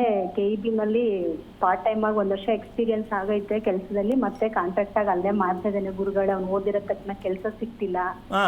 ಗೌರ್ಮೆಂಟ್ ಎಕ್ಸಾಮ್ಗಳು ಬರೀತಾ ಇದ್ದಾನೆ. ಯಾವ ಹತ್ರಕ್ಕೆ ಬಂದು 2 ಮಾರ್ಕ್ಸ್ 3 ಮಾರ್ಕ್ಸ್ ಅಲ್ಲಿ ಹೋಗ್ತೈತೆ ಗುರುಗಳೇ. ಓದೋದ್ರಲ್ಲೂ ಸ್ವಲ್ಪ ಕಡಿಮೆ ಆಗಿದ್ದಾನೆ. ಓದ್ತಾನೆ, ಕಷ್ಟ ಬೀಳ್ತಾನೆ, ಆದ್ರೆ 1 ಮಾರ್ಕ್ಸ್ 2 ಮಾರ್ಕ್ಸ್ ಅಲ್ಲಿ ಹೋಗ್ತಾ ಇದೆ. ನೀವೇನು ಓದಿದ್ದೀರಾ? ನಾನು PUC ಓದಿದ್ದೀನಿ ಗುರುಗಳೇ. ನಿಮ್ಮ ಯಜಮಾನ್ರು ಏನು ಮಾಡ್ತಾರೆ? ಅವರು ಆಫೀಸ್ ಕೆಲಸ ಮಾಡ್ತಾರೆ ಗುರುಗಳೇ. ಓಕೆ. ಬೆಳಿಗ್ಗೆ ಮೊದಲು ಹೇಳೋದು ಯಾರು, ನೀವಾ ನಿಮ್ಮ ಯಜಮಾನ್ರ? ನಮ್ಮ ಮನೆಯವ್ರು 5:30 ವಾಕ್ ಹೋಗ್ತಾರೆ ಗುರುಗಳೇ. ನಾನು ಅವ್ರು ಹೋದ್ಮೇಲೆ ನಾನು ಎದ್ದೇಳ್ತೀನಿ. ಎಷ್ಟೊತ್ತು ಕೇಳ್ತೀರಾ ನೀವು? ನಾನೊಂದು 5:30 6 ಗಂಟೆಗೆ ಎದ್ದೇಳ್ತೀನಿ ಗುರುಗಳೇ. ನಾನು 7 ಗಂಟೆ ಒಳಗೆ ಹೇಳ್ತೀರಾ? ಹಾಂ ಗುರುಗಳೇ. 7 ಗಂಟೆ ಇಲ್ಲ, 6 ಕಾಲೊಳಗೆ ಎದ್ದೇಳ್ತೀನಿ. ಓಕೆ. ಸ್ನಾನ? ಸ್ನಾನ ಮಾಡಿ ಫಸ್ಟ್ ಪೂಜೆ ಮಾಡ್ತೀನಿ ಗುರುಗಳೇ. ಎಷ್ಟೊತ್ತು ಸ್ನಾನ? ಸ್ನಾನ 6-6:30 ಅಷ್ಟೊಳಗೆ ಮುಗಿಸ್ತೀನಿ ಗುರುಗಳೇ. ಓಕೆ. ನೀವು ಪೂಜೆ ಮಾಡ್ತೀನಿ. ಪೂಜೆ ಮಾಡ್ತಕ್ಕಂಥದ್ದು ದೇವ್ರು ಯಾವುದು ನಿಮ್ಮ ಮನೆಯಲ್ಲಿ? ನಮ್ದು ಆಂಜನೇಯ ಸ್ವಾಮಿ ಗುರುಗಳೇ, ಮನೆ ದೇವರು. ಅದು ಹೆಂಗೆ ಬರುತ್ತೆ ಆಂಜನೇಯ? ನಮ್ಮ ಮಾವವ್ರ ಕಾಲದಿಂದನೂ ಅದೇ 2 ಹನುಮಂತರಾಯದವರ ಗುರುಗಳೇ. ದೊಡ್ಡ ಹನುಮಂತರಾಯ, ಚಿಕ್ಕ ಹನುಮಂತರಾಯ ಅಂತ 2 ಹನುಮಂತರಾಯನೇ ನಮ್ಮ ಮನೆ ದೇವರು. ಇಬ್ಬರನ್ನೂ ಇಟ್ಕೊಂಡಿದ್ದೀರಾ, ಚಿಕ್ಕವರು ದೊಡ್ಡವರು ಇಬ್ಬರು? ಇಲ್ಲ, ಮಾಮೂಲಿ ಆಂಜನೇಯನ ಫೋಟೋ, ರಾಮದೇವರು ಆಂಜನೇಯ ಇರೋ ಫೋಟೋ, ಮತ್ತೆ ಲಕ್ಷ್ಮೀ ಗಣಪತಿ ಸರಸ್ವತಿ ಫೋಟೋ ಐತೆ ಗುರುಗಳು. ಅಷ್ಟೇನಾ, ಇನ್ನೂ ಇದೆಯಾ? ಅಷ್ಟೇ ಗುರುಗಳೇ. ಇನ್ನು ಶಿವಲಿಂಗ ಪುಟ್ಟದು ಇಟ್ಟಿದ್ದೀನಿ, ಲಕ್ಷ್ಮೀ ಗಣಪತಿದು ವಿಗ್ರಹ ಇಟ್ಟಿದ್ದೀನಿ, ಒಂದು ರಾಯರದೊಂದು ವಿಗ್ರಹ ಇಟ್ಟಿದ್ದೀನಿ, ಆಂಜನೇಯದೊಂದು ವಿಗ್ರಹ ಇಟ್ಟಿದ್ದೀನಿ ಗುರುಗಳೇ, ಒಂದು ಕಾಮಧೇನು ಇಟ್ಟಿದ್ದೀನಿ, ಒಂದು ಕಳಸ ಕೂಡ್ತೀನಿ ಅಷ್ಟೇ. ಎಲ್ಲ ಒಂದೊಂದೇ ಹೇಳ್ತಾ ಇಷ್ಟೊತ್ತಾಯಿತು. ಇದಕ್ಕೆಲ್ಲ ಕ್ಲೀನ್ ಮಾಡಿ ಅರ್ಶಿನ ಕುಂಕುಮ ಹಚ್ಚಿ ನಾಮ ಹಚ್ಚಿ ಪೂಜೆ ಮಾಡಿ ನೀವು ತಿಂಡಿ ತಿನ್ನೋ ತನಕ ಎಷ್ಟೊತ್ತು 11 ಗಂಟೆ ಆಗುತ್ತಾ ಗುರುಗಳೇ? ಶುಕ್ರವಾರ ಎಲ್ಲಾನು ತೊಳೆದು ಮಾಡ್ತೀನಿ ಗುರುಗಳೇ. ಪ್ರತಿದಿನ ಹೂವು ಇಟ್ಟು ನೆಲ ಒರೆಸ್ಬಿಟ್ಟು ಪೂಜೆ ಮಾಡ್ತೀನಿ ಗುರುಗಳೇ. ನಿಮ್ಗೆ ಶುಕ್ರವಾರನೇ ತೊಳಿಬೇಕು ಅದನ್ನ ಅಂತ ಹೇಳಿದ್ಯಾರೋ, ಅಥವಾ ನೀವೇನೋ ಪುಸ್ತಕ ಓದಿದ್ರಾ? ಇಲ್ಲ ಗುರುಗಳೇ, ನಮ್ಮ ಮಾವರಿದ್ದಾಗಿಂದನೂ ಎಲೆ ಕಳಸನೆ, ತೆಂಗಿನಕಾಯಿ ಹೂಡಲ್ಲ, ಎಲೆ ಕಳಸನೆ ಇಟ್ಟು ಪೂಜೆ ಮಾಡ್ತೀವಿ. ಸೋಮವಾರ ದೀಪ ಮತ್ತೆ ಪೂಜೆ ಪಾತ್ರೆ, ಪುಟ್ಟು ವಿಗ್ರಹಗಳು ಮಾತ್ರ ತೊಳೆದ್ಬಿಟ್ಟು ಹಾಲಿಟ್ಟು ಸೋಮವಾರ ಹಾಲು ಬೆಲ್ಲ ಇಟ್ಟು ಪೂಜೆ ಮಾಡ್ತೀನಿ. ಶುಕ್ರವಾರ ಎಲ್ಲನೂ ತೊಳೆದು ಪೂಜೆ ಮಾಡ್ತೀನಿ ಗುರುಗಳೇ. ಮನೆ ಎಷ್ಟು ವರ್ಷದ್ದು ನಿಮ್ಮದು? ಮನೆ ಬಾಡಿಗೆದು ಗುರುಗಳೇ, 3 ವರ್ಷ ಆಯ್ತು ಈ ಮನೆಗೆ ಬಂದು. ಹೊಸ ಮನೆಗೆ ಮದುವೆ ಆದಮೇಲೆ ಎಷ್ಟು ಮನೆಗಳನ್ನ ಬದಲಾವಣೆ ಮಾಡಿದ್ರಿ? ಒಟ್ಟು 4ನೇ ಮನೆ ಗುರುಗಳೇ ಇದು. ನಿಮ್ಮ ಮದುವೆಯಾಗಿ ಎಷ್ಟು ವರ್ಷ ಆಯಿತು? ಮದುವೆ ಆಗಿ 26 ವರ್ಷ ಗುರುಗಳೇ. ಬೇಜಾರು ಮಾಡ್ಕೋಬೇಡಿ, ಒಂದು ಮಾತು ಹೇಳ್ತೀನಿ. ಹೇಳಿ ಗುರು. ಭಯ ಬೀಳಬೇಡಿ, ವಿಷಯ ತಿಳ್ಕೊಳ್ಳಿ. ಸದ್ಯಕ್ಕೆ ಒಂದೇ ಮಾತಲ್ಲಿ ಹೇಳಬೇಕಾದ್ರೆ, ನಾವು ಅಲೆಮಾರಿಗಳ ಥರ ಮದುವೆ ಆದ ತಾವಿಂದ ಸುಮ್ಮನೆ ಅಲ್ಲಿಂದ ಇಲ್ಲಿಗೆ ಇಲ್ಲಿಂದ ಅಲ್ಲಿಗೆ ಅಲೆಯದೇ ಆಯ್ತೆ ಹೊರ್ತು ಅಂತ ಮನಸ್ಸಲ್ಲಿ ಬಂದಿಲ್ವಾ? ಹೌದು ಗುರುಗಳೇ. ಅಂದ ಮೇಲೆ ನಿಮ್ಮ ಮಗನೂ ಅದೇ ಕೆಲಸನೇ, ಅವನು ಅಲೆಮಾರಿನೇ ಆಗಿದ್ದಾನೆ. ನಿಮ್ಮ ಅಲೆಮಾರಿತನ ನಿಮ್ಗೆ ಗೊತ್ತಾಗೇ ಇಲ್ಲ. ಏನು ತಾಯಿ, ಎಕ್ಸಾಮ್ ಬರೀತಾನೆ, ಕಷ್ಟ ಏನೂ ಸಿಕ್ಕಲ್ಲ, ನೀರಲ್ಲಿ ಬೆರಳು ಹಾಕ್ಬಿಟ್ಟು ಚೀಪಿದ್ರೆ ಹೆಂಗಿರುತ್ತೋ ಹಂಗಿದೆ ನಿಮ್ಮ ಮಗನ ಲೈಫು. ಹಾಗಿದೆ ನೀವು ಗಂಡ ಹೆಂಡ್ತಿ ನಾಡ್ತಾ ಇರ್ತಕ್ಕಂತಹ ಸಂಸಾರ. ಅಮ್ಮ, ಇಷ್ಟೊಂದು ದೇವ್ರುಗಳು ಇಟ್ಕೊಂಡು ನೀವು ವಿಗ್ರಹ ಇಟ್ಕೊಂಡು ಶುಕ್ರವಾರ ತೊಳಿತೀನಿ, ಶುಕ್ರವಾರ ಯಾರು ದೇವ್ರ ವಿಗ್ರಹಗಳನ್ನ ತೊಳೆಯೋದು ಎಲ್ಲರೂ ಪ್ರಪಂಚದಲ್ಲಿ ಇದೆಯಾ? ಹೋಗಲಿ. ನಿಮ್ಮ ಮಾವನವ್ರ ಕಾಲದಿಂದ ಅಂದರೆ ಯಾಕ್ರಿ ತೊಗೊಂಡೋಗಿ ಸತ್ತೋರ ಮೇಲೆ ಹಿಡ್ಕೋತೀರಾ ನೀವು? ನಮ್ಮ ಮಾವ ಮಾಡಿದ್ರು, ನಮ್ಮ ಅತ್ತೆ ಮಾಡಿದ್ರು ಅಂತ. ನಿಮ್ಮ ಬದುಕಿಗೆ ನೀವು ತಿಳ್ಕೋಬೇಕು. ಅತ್ತೆ ಮಾವ ಹೇಳಿದ್ರು, ಅಪ್ಪ ಅಮ್ಮ ಹೇಳಿದ್ರು ಅಂತ ಅವ್ರು ಹೇಳೋದನ್ನು ನೀವು ಮಾಡೋಕ್ಕೆ ಅವರಿರೋ ಕಾಲದಲ್ಲಿ ನೀವು ಹುಟ್ಟಿಲ್ಲ. ಹೌದಲ್ವ ತಾಯಿ? ಹೌದು. ಯಾವ ಶಾಸ್ತ್ರ ಹೇಳಿದೆ ಇದು ಶುಕ್ರವಾರ ಎಲ್ಲ ತೊಳಿ ಅಂತ? ತೊಳಿತಾರೆ, ಹೋಗಲಿ.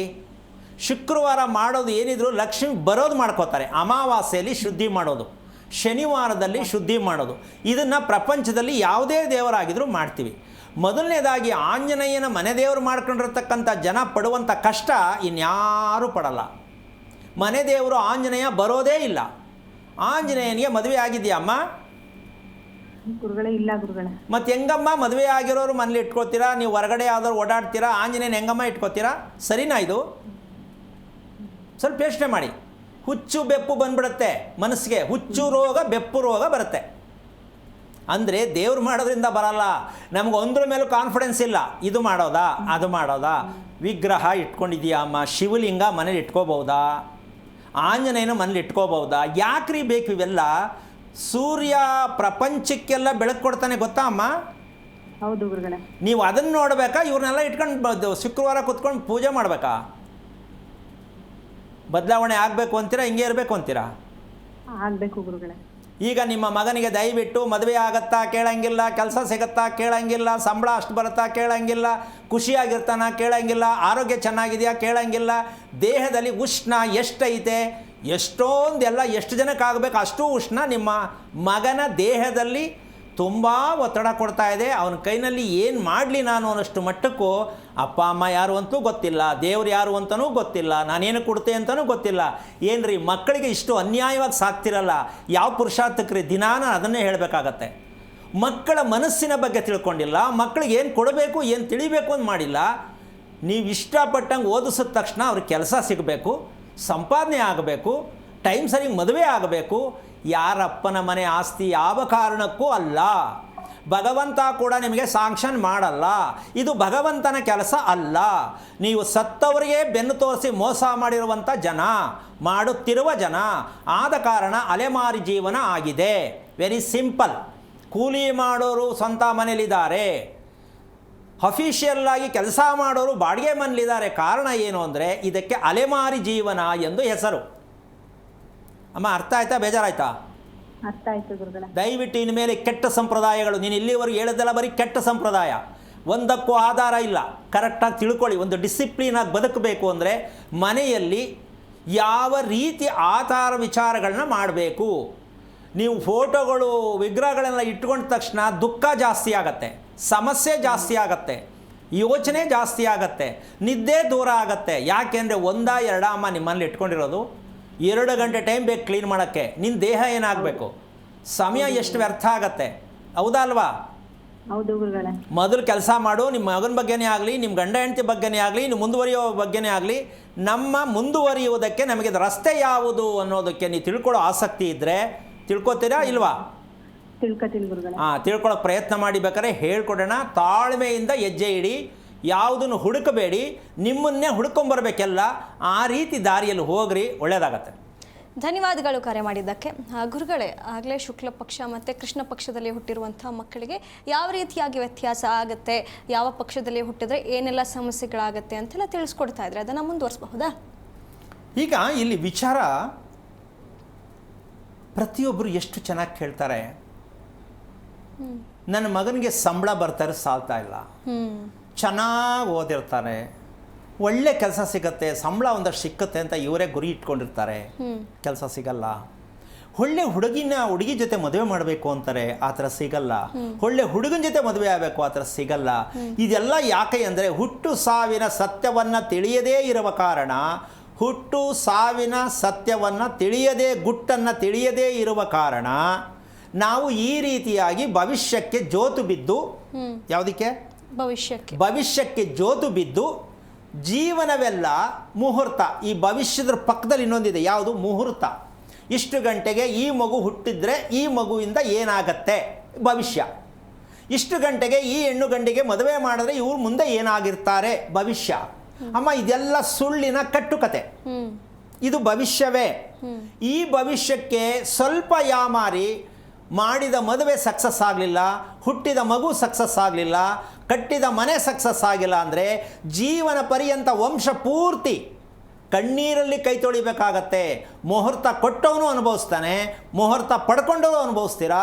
ಈ ಕೆಟ್ಟ ಅಭ್ಯಾಸವನ್ನು ದಯವಿಟ್ಟು ಬಿಟ್ಟರೆ ಮುಹೂರ್ತ ಅಂತಕ್ಕಂಥದ್ದು ಪ್ರಪಂಚದಲ್ಲಿ ಇಲ್ಲ. ಇವರು ಸೃಷ್ಟಿ ಮಾಡಿದ್ದಾರೆ, ನೀವು ಬರ್ಸ್ಕೊತಾ ಇದ್ದೀರಾ, ಅನುಭವಿಸ್ತಾ ಇದ್ದೀರಾ. ಮುಹೂರ್ತ ಯಾವುದು ಅಂದರೆ ನಿಮ್ಮನ್ನು ನೀವು ತಿಳಿಯುವುದೇ ಮುಹೂರ್ತವೇ ಹೊರತು ಯಾರೋ ಬೋಧನೆ ಮಾಡಿದ್ದು ಮುಹೂರ್ತ ಅಲ್ಲ. ನಮ್ಮ ಪ್ರಪಂಚ ಬಂದಿರೋದೇ ಈ ತಪ್ಪು ದಾರಿಯಲ್ಲೇ. ಇನ್ನು ಮುಂದೆನೂ ತಪ್ಪು ದಾರಿಯಲ್ಲೇ ಹೋಗ್ತೀನಿ ಅಂದರೆ ಅದು ನಿಮಗೆ ಸೇರಿದ್ದು, ಒಪಿನಿಯನ್ ನಿಮ್ಮದು. ಆದರೆ ಒಂದು ತಿಳ್ಕೊಳ್ಳಿ, ಮುಹೂರ್ತ ಅನ್ನೋದು ಯಾರು ಇದ್ದರೆ ಪ್ರಪಂಚದ ಇತಿಹಾಸದಲ್ಲಿ ದಯವಿಟ್ಟು ಬಂದರೆ ಅವರಿಗೆ ಸನ್ಮಾನ ಮಾಡೋಣ. ಮುಹೂರ್ತ ಸತ್ಯ ಆಗಿದ್ದರೆ. ಯಾಕೆ ಮುಹೂರ್ತ ಸತ್ಯ? ಹೇಳುವುದು, ಕೇಳುವುದು, ಹರಿತಿರುವುದೆಲ್ಲ ಸುಳ್ಳು. ಯಾವುದೋ ಪುಸ್ತಕಗಳನ್ನು ಅವರವರ ಅನುಕೂಲಕ್ಕೆ ತಕ್ಕಂತೆ ಬರೆದಿರ್ತಾರೆ, ಅದನ್ನು ಓದಿಬಿಟ್ಟು ಬೇರೆಯವರಿಗೆ ಜೆರಾಕ್ಸ್ ಲೈಫ್ನ ಕೊಡ್ತೀರಾ. ಇದು ತುಂಬ ಅಪರಾಧದ ಕೆಲಸ. ಅಂಥ ಅಪರಾಧ ಕೆಲಸ ಜನನೂ ಮಾಡ್ಕೋಬಾರ್ದು ಅಂತ ಈ ಮೂಲಕ ಹೇಳ್ತೀನಿ. ಕರೆ ಇದೆಯಾ? ಹೌದು ಗುರುಗಳೇ. ಶಿವಮೊಗ್ಗದಿಂದ ಸಂಗೀತ ಅಂತ ಹೇಳಿ ಕರೆ ಮಾಡಿದ್ದಾರೆ. ಸಂಗೀತ ಅವರೇ, ಯಾರ ಬಗ್ಗೆ ಕೇಳಬೇಕಾಗಿತ್ತು? ಮೇಡಮ್ ಅವರೇ, ನಮ್ಮ ಮಗಳ ಬಗ್ಗೆ ಕೇಳಬೇಕಿತ್ತು. ಅವರ ನಕ್ಷತ್ರ ತಿಳಿಸಿ. ಅವ್ರದ್ದು ಕಟಕ ರಾಶಿ, ನಕ್ಷತ್ರ ತಿಳಿಸಿ ಮತ್ತೊಮ್ಮೆ. ಪುಷ್ಯ ನಕ್ಷತ್ರ. ಗುರುಗಳಿದ್ದಾರೆ, ಮಾತನಾಡಿ. ಹಲೋ, ನಮಸ್ತೆ ಗುರುಜಿ. ನಾರಾಯಣ. ಯಾರು, ಮಗನ ಮಗಳ? ಮಗಳು ಸ್ವಾಮಿ. ಎಷ್ಟು ವಯಸ್ಸು? 6 ವರ್ಷ. ಏನು ಕೇಳಬೇಕು ಅಂತ ಮಾಡಿದ್ಯಮ್ಮ? ಗುರುಜಿ, ನನ್ನ ಮತ್ತೆ ನನ್ನ ಮಗಳ ನಕ್ಷತ್ರ ಒಂದೇ ಇದೆ. ಹಾಂ. ಹಾಗಾಗಿ ಹೇಗೆ ನಮ್ಮಿಬ್ರು ಸಂಬಂಧ ಅಂತ ಈಗಿನ ಮಟ್ಟಿವರೆಗೂ ನಾವಿಬ್ರು ತುಂಬಾ ಚೆನ್ನಾಗಿದ್ದೀವಿ. ಸಾಕಲ್ಲ, ಇನ್ನು ಮುಂದೆ ಯಾಕೆ? ನಾಳೆ ಹೆಂಗಾಗತ್ತೆ ಅಂತನಾ? ಹಾ, ಮುಂದಿನ ನಮ್ಮಿಬ್ಬರ ಸಂಬಂಧ ಅಥವಾ ಈಗ ಮೋರವರ್ ಫ್ರೆಂಡ್ಸ್ ತರ ಇದೀವಿ. ಅದೇ ಮುಂದೆ ನಮ್ಮ ಸಂಬಂಧ ಹೇಗಿರುತ್ತೆ ಅಂತ. ಒಂದೇ ಮಗು ಏನಮ್ಮ? ಆ ಮಗ ಒಬ್ಬ ಇದ್ದಾರೆ. ಮಗನ ವಯಸ್ಸೆಷ್ಟು? ಮಗನಿಗೆ 4 ವರ್ಷ. ಅವನು ಉತ್ತರ ಭದ್ರ ನಕ್ಷತ್ರ. ಓಕೆ. ಸಣ್ಣಗಿದಾನ ದಪ್ಪಾಗಿದಾನ ಮಗ? ಮೀಡಿಯಂ ಇದ್ದಾನೆ ಗುರುಜಿ. ಊಟ ಅವನೇ ತಿಂತಾನ, ನೀನು ತಿನ್ನಿಸ್ತೀಯಮ್ಮ? ಅವನೇ ತಿಂತಾನೆ. ಓಕೆ. ಚೆನ್ನಾಗಿ ಊಟ ಮಾಡ್ತಾನೆ ನನ್ನ ಮಗ ಅಂತ ಅನ್ಕೋಬೋದಾ? ಹಾ, ಊಟ ಮಾಡ್ತಾನೆ ಗುರುಜಿ. ಮಾಡ್ತಾನೆ. ಹುಡುಗನ್ ಕೇಳ್ತಿದ್ದೀನಿ ನಾನು, ಉತ್ತರಾಭಾದ ನಕ್ಷತ್ರದ. ಮಾಡ್ತಾನೆ ಗುರುಜಿ, ಮಾಡ್ತಾನೆ. ಅಲ್ಲ, ಏನು ಚೇಷ್ಟೆ ಮಾಡಲ್ಲ, ಇದು ಬೇಡ, ಇದು ಬೇಕು, ನನಗೆ ಅದು ಬೇಕು ಅಂತೇನು ಕೇಳಲ್ಲ? ಅಲ್ಲ, ಊಟದ ವಿಷಯದಲ್ಲಿ ಚರ್ಚೆ ಮಾಡಲ್ಲ. ಸ್ವಲ್ಪ ಈಗ 4 ವರ್ಷ ಅಲ್ಲ, ಸ್ವಲ್ಪ ಓಡಾಟ, ಹೊರಗೆ ತಿರ್ಗ ಸ್ವಲ್ಪ ಜಾಸ್ತಿ. ಏನು ಓದಿದ್ಯಮ್ಮ ನೀನು? ನಂದು B.Ed ಆಗಿದೆ ಸರ್. ಟೀಚಿಂಗ್ ವರ್ಕ್ ಮಾಡ್ತಾ ಇದ್ದೀನಿ. ಎಷ್ಟು ವರ್ಷ ಆಯ್ತು ಮದುವೆ ಆಗಿ? ಮದುವೆ ಆಗಿ 7 ವರ್ಷ ಆಯ್ತು. ಯಾವ ವಾರ ಮದುವೆ ಆಗಿದ್ದು? ಭಾನುವಾರ. ಓಕೆ.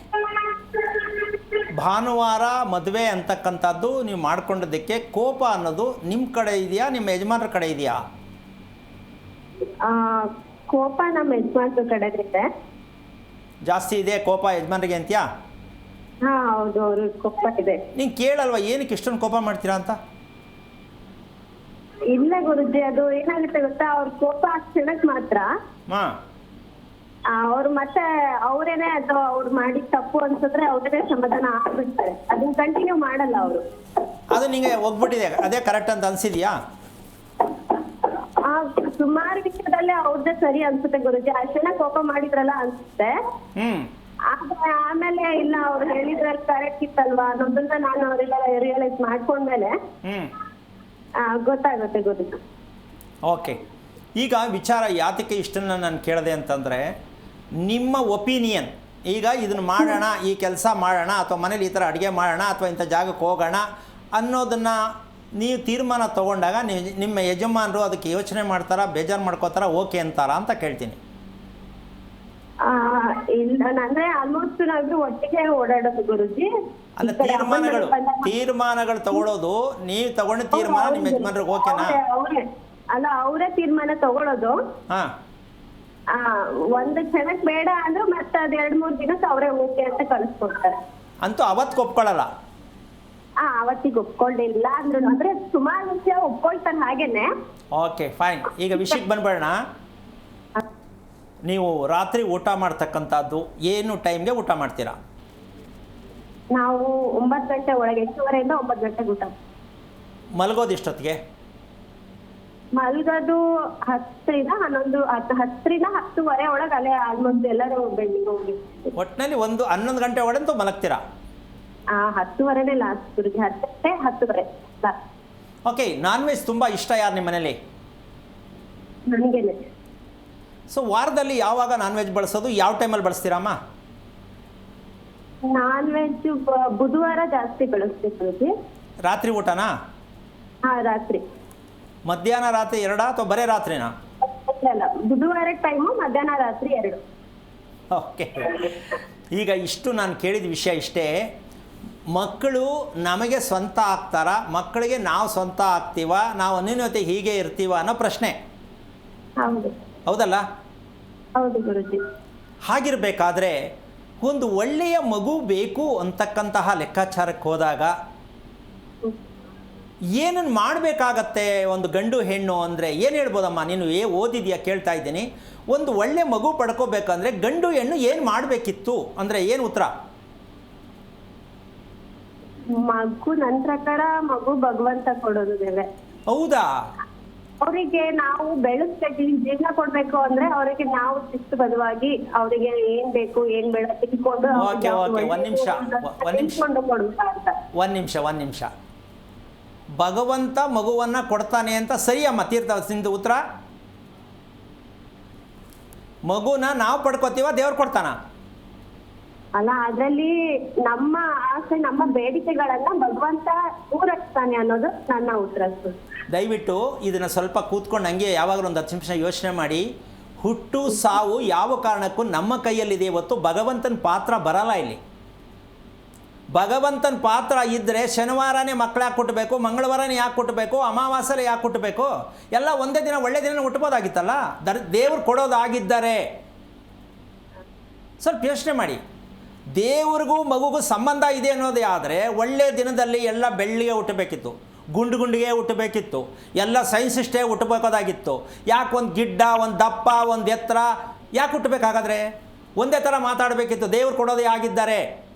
ಒಂದೇ ಗುಣ ಇರಬೇಕಿತ್ತು, ದೇವ್ರು ಕೊಡೋದೇ ಆಗಿದ್ದಾರೆ. ಇದು ಎಲ್ಲರಿಗೂ ತದ್ವಿರುದ್ಧವಾಗಿ ಕಾಣಿಸುತ್ತೆ. ಏನಂದರೆ ದೇವರು ನಾವು ಅವನನ್ನು ಪ್ರತಿಯೊಂದು ಭಾಗದಲ್ಲಿ ಭಗವಂತ ಇದ್ದಾನೆ ಅಂತ ಒಪ್ಕೋಬೇಕೇ ವಿನಃ ಎಲ್ಲದಕ್ಕೂ ಭಗವಂತನೇ ಕಾರಣ ಅಂತಕ್ಕಂಥ ಮೌಢ್ಯವನ್ನು ನಾವು ಬಿಡಬೇಕು. ಮೊದಲು ಭಗವಂತನಿಲ್ಲದೆ ಏನೂ ನಡೆಯುವುದಿಲ್ಲ, ಸತ್ಯ. ಆದರೆ ಭಗವಂತನ ರೀತಿಯಲ್ಲಿ ನೀವು ಊಟ ಮಾಡೋದು, ರಾತ್ರಿ ಊಟ ಧರ್ಮದಲ್ಲಿ ಇಲ್ಲ. ನೀವು 9 ಗಂಟೆಗೆ ಊಟ ಮಾಡಿ 11 ಗಂಟೆಗೆ ನಿದ್ದೆ ಮಾಡೋ ಜನ, ಹುಟ್ಟೋ ಮಗು ಆರೋಗ್ಯವಾಗಿ ನೆಮ್ಮದಿಯಾಗಿರುತ್ತೆ ಅಂದ್ಕೊಂಡ್ಯಾ ತಾಯಿ? ಸಾಧ್ಯನೇ ಇಲ್ಲ. ಆ ಮಗು ನಿಮ್ಮ ಮಾತು ಕೇಳುವುದು ಸದ್ಯಕ್ಕಾಗಿದ್ದರು. ಮಗುವಿನ ಪುಷ್ಯ ನಕ್ಷತ್ರಕ್ಕೆ ಹೊಟ್ಟೆ ಭಾಗ ಚೆನ್ನಾಗಿರಲ್ಲ, ಮಗು ಒಂದೊಂದ್ಸಲ ಡಲ್ ಆಗುತ್ತೆ, ಒಂದೊಂದ್ಸಲ ಬೇಜಾರು ಮಾಡ್ಕೊಳ್ಳುತ್ತೆ. ಈ ಸತ್ಯ ನೀನು ತಿಳ್ಕೊಂಡಿದ್ರೆ ನೀನು B.Ed ಓದಿರೋದಕ್ಕೂ ಸಾರ್ಥಕವಾಗ್ತಿತ್ತು. ಎಲ್ಲವನ್ನು ದೇವ್ರ ಮೇಲೆ ಹಾಕಿದ ಮೇಲೆ ಆ ಮಗುಗೆ ಹೊಟ್ಟೆ ಸಮಸ್ಯೆ ಯಾಕೆ ಬರಬೇಕು, ತಲೆ ಸಮಸ್ಯೆ ಯಾಕೆ ಬರಬೇಕು? ದೇವ್ರ ಮಗು ಕೊಟ್ಟಿರೋದೇ ಆಗಿದ್ದ ಪಕ್ಷದಲ್ಲಿ ಆರೋಗ್ಯ ಯಾಕೆ ಕೆಡಬೇಕಿತ್ತು? ದೇವ್ರು ಹೇಳಿದ್ದಾನೆ ಆರೋಗ್ಯ ಕೆಡಿಸ್ತೀನಿ ಅಂತ, ಇಲ್ವಲ್ಲ? ಇವೆಲ್ಲವನ್ನು ಜನಗಳು ಅರ್ಥ ಮಾಡ್ಕೋಬೇಕು. ಭಗವಂತನ ಮೇಲೆ ಅನಾವಶ್ಯಕವಾಗಿ ಸುಳ್ಳು ಹೇಳಬಾರ್ದು. ನಮ್ಮ ಕೆಲಸ ರಾತ್ರಿ ಊಟ. ಅಮ್ಮ ಕೇಳಿಸ್ಕೊಮ್ಮ, ರಾತ್ರಿ ಊಟ ಪ್ರಪಂಚದಲ್ಲಿ ಆರೋಗ್ಯದಾಯಕವಾದ ಮಕ್ಕಳು ಹುಟ್ಟಲಿಕ್ಕಾಗಲ್ಲ. ರಾತ್ರಿ ಊಟ ಯಾವುದೇ ಧರ್ಮದಲ್ಲಿ ಇಲ್ಲ. ನೀವು ರಾತ್ರಿ ಊಟ ಮಾಡಿಕೊಂಡು ಮಕ್ಕಳು ಪಡ್ಕೊಂಡು ಮಕ್ಕಳ ಬಗ್ಗೆ ಆಗಲಿ ನಿಮ್ಮ ಬಗ್ಗೆ ಆಗಲಿ ತಿಳ್ಕೊತಿರಲ್ಲ, ನಿಮ್ಮೊಬ್ಬರಿಗೆ ಅಲ್ಲ, ಪ್ರಾಪಂಚಿಕವಾಗಿ ಎಲ್ಲರಿಗೂ ಹೇಳ್ತಾ ಇದ್ದೀನಿ, ಧರ್ಮದಲ್ಲಿ ರಾತ್ರಿ ಊಟ ಇಲ್ಲ. ರಾತ್ರಿ ಊಟ ಮಾಡಿದ್ರೆ ಮಕ್ಕಳು ಪಡ್ಕೊಂಡ್ರೆ ಮಕ್ಕಳಿಗೂ ನಿಮಗೂ ಹೊಂದಾಣಿಕೆ ಆಗಲಿ ಖುಷಿ ಆಗಲಿ ಯಾವ ಕಾರಣಕ್ಕೂ ಬರಲ್ಲ. ನೀವು ಡ್ಯೂಟಿ ಮಾಡ್ತಾ ಇದ್ದೀರಾ ಅಷ್ಟೇ. ಚೆನ್ನಾಗಾಗ್ಬೋದಾ, ಮುಂದೆ ಚೆನ್ನಾಗಿರ್ಬೋದಾ, ಅಥವಾ ಈ ಥರ ಆಗಿರ್ಬೋದಾ, ಈ ದೇವ್ರ ಪೂಜೆ ಮಾಡಿದ್ರೆ ಒಳ್ಳೆಯದಾ, ಈ ಥರ ನೀವು ಮೆಕ್ಯಾನಿಕ್ಕಾಗಿ ಬದುಕಬಹುದೇ ವಿನಃ ಶಾಶ್ವತವಾದ ನೆಮ್ಮದಿ ಕೊಡಲಿಕ್ಕೆ ಸಾಧ್ಯ ಇಲ್ಲ. ಬೈದಲ್ಲೇ ಬದುಕಬೇಕು. ಏನಾಗ್ಬಿಡುತ್ತೋ, ಮುಂದೆ ಏನಾಗ್ಬಿಡುತ್ತೋ, ರಾತ್ರಿ ಏನಾಗುತ್ತೋ, ಬೆಳಗ್ಗೆ ಏನಾಗುತ್ತೋ, ಈ ಜೀವನ ಬೇಕಾ? ಯಾಕೆ? ದೇವರ ಮೇಲೆ ವಾಲ್ಕೊಂಡಿರೋ ದೆಸೆಯಿಂದ ದೇವರಿಗಿಂದಲೇ ನಾವೆಲ್ಲವನ್ನೂ ಮಾಡ್ತಾ ಇದ್ದೀವಿ ಅಂತಕ್ಕಂಥದ್ದನ್ನು ನಾವು ಮಾಡಲ್ಲ. ಆದರೆ ಹೇಳೋದೆಲ್ಲ ದೇವ್ರ ಮೇಲೆ, ಮಾಡ್ತಿರೋದೆಲ್ಲ ನಮ್ಮ ಸ್ವಂತದ ವಿಚಾರನೇ. ಸರಿನಾ ತಾಯಿ, ತಪ್ಪ? ಅಲ್ಲ ಸರಿ ಇರ್ಬೋದು ಗುರುಜಿ, ಆದ್ರೆ ನಂದು ಕೂಡ ಪುಷ್ಯ ನಕ್ಷತ್ರನೇ ಅಲ್ಲ, ನನಗೆ ಆ ರೀತಿ ಹೊಟ್ಟೆ ತೊಂದ್ರೆ ಒಂದು ನಿಮಿಷ ಅಮ್ಮ, ಒಂದು ನಿಮಿಷ ಕೇಳಿಸ್ಕೊ ತಾಯಿ. ಒಬ್ಬರಿಗಿದ್ದು ಇನ್ನೊಬ್ರಿಗೆ ಇರಬೇಕು ಅಂತ ಕಾನೂನಲ್ಲಿಲ್ಲ. ಕೃಷ್ಣ ಅನ್ನೋರೆಲ್ಲ ಮಿನಿಸ್ಟರ್ ಆಗಲ್ಲ. ಒಂದನ್ನು ಇನ್ನೊಂದಕ್ಕೆ ಹೋಲಿಕೆ ಮಾಡ್ಕೋಬೇಡಿ. ಶನಿವಾರ ಉಡ್ದವರೆಲ್ಲ ರೋಗ ಇರುತ್ತೆ ಅಂತ ಅಲ್ಲ, ಶನಿವಾರ ಋತುವಾದವರೆಲ್ಲ ಮದುವೆ ಆಗಲ್ಲ ಅಂತಲ್ಲ. ಈ ಕೆಟ್ಟ ಅಭ್ಯಾಸ ಇದು. ಒಬ್ಬರಿಗಿದ್ದು ಇನ್ನೊಬ್ಬರಿಗೆ ಇರಬೇಕು ಅಂತಲ್ಲ. ಇಬ್ಬರು ನೀನು ನಿಮ್ಮ ಮಗಳು ಒಂದೇ ದಿನ ಹುಟ್ಟಿದ್ರಮ್ಮ, ದಿನ ಬೇರೆ ಪುನಃ ನೋಡಿ, ಒಂದೇ ದಿನ ಹುಟ್ಟಿ ಒಂದೇ ಜಾಗದಲ್ಲಿ ಹುಟ್ಟಿದ್ರಾ? ಇಲ್ಲ ತಾನೇ? ಇಲ್ಲ ಇಲ್ಲ. ಮತ್ತೆ ಆಗಿದ್ಮೇಲೆ ಯಾಕೆ ಹೋಲಿಕೆ ಕೊಟ್ಕೋತೀರಾ? ಮೊದಲು ಮಾತನಾಡೋದು ಮುಖ್ಯ ಅಲ್ಲಮ್ಮ, ಮಾತನ ಅರ್ಥ ತಿಳ್ಕೊಂಡು ಮಾತಾಡಿದಾಗ ಜೀವನದ ಮೌಲ್ಯಗಳು ಗೊತ್ತಾಗತ್ತೆ. ಇಷ್ಟು ಯಾಕೆ ನಿಮ್ಗೆ ವಿಷಯ ಹೇಳ್ತೀನಿ ಅಂದರೆ, ದೇವರು ಭವಿಷ್ಯ ಎಲ್ಲ ಇಟ್ಟುಕೊಂಡು ನಮ್ಮ ದೇಶ ಈ ಮಟ್ಟಕ್ಕೆ ಆಗ್ತಾ ಇರೋದು. ದೇವರು ಭವಿಷ್ಯ ಎರಡನ್ನೂ ಇಟ್ಟುಕೊಂಡೇ ನಾವು ಕೆಡ್ತಾ ಇರೋದು. ದೇವರನ್ನು ನಾವು ಪ್ರತಿಯೊಂದು ಭಾಗದಲ್ಲಿ ಭಗವಂತ ನಿಧಾನಿನ ಸತ್ಯವನ್ನು ರೂಪಿಸ್ಬೇಕು ನಾವು. ಇದು ಭಗವಂತ. ನೀವು ಪೂಜೆ ಮಾಡೋದ್ರಲ್ಲಿ ಭಗವಂತ ಬರಲ್ಲ. ಇದನ್ನು ಫಸ್ಟು ತಿಳ್ಕೊಳ್ಳಿ. ನಿಮಗೆ ನಾನು ಅಡ್ವೈಸ್ ಮಾಡ್ತಾ ಇರೋ ಪ್ರಶ್ನೆ ಅಂತ ಅಂದ್ಕೋಬೇಡಿ. ದಯವಿಟ್ಟು ಓದಿರ್ತಕ್ಕಂಥ ಹೆಣ್ಣುಮಕ್ಕಳು ನಿಮ್ಗೆ ಅರ್ಥ ಆಗಲಿ ಅಂತ ಈ ಮಾತು ಹೇಳ್ತಾ ಇದ್ದೀನಿ.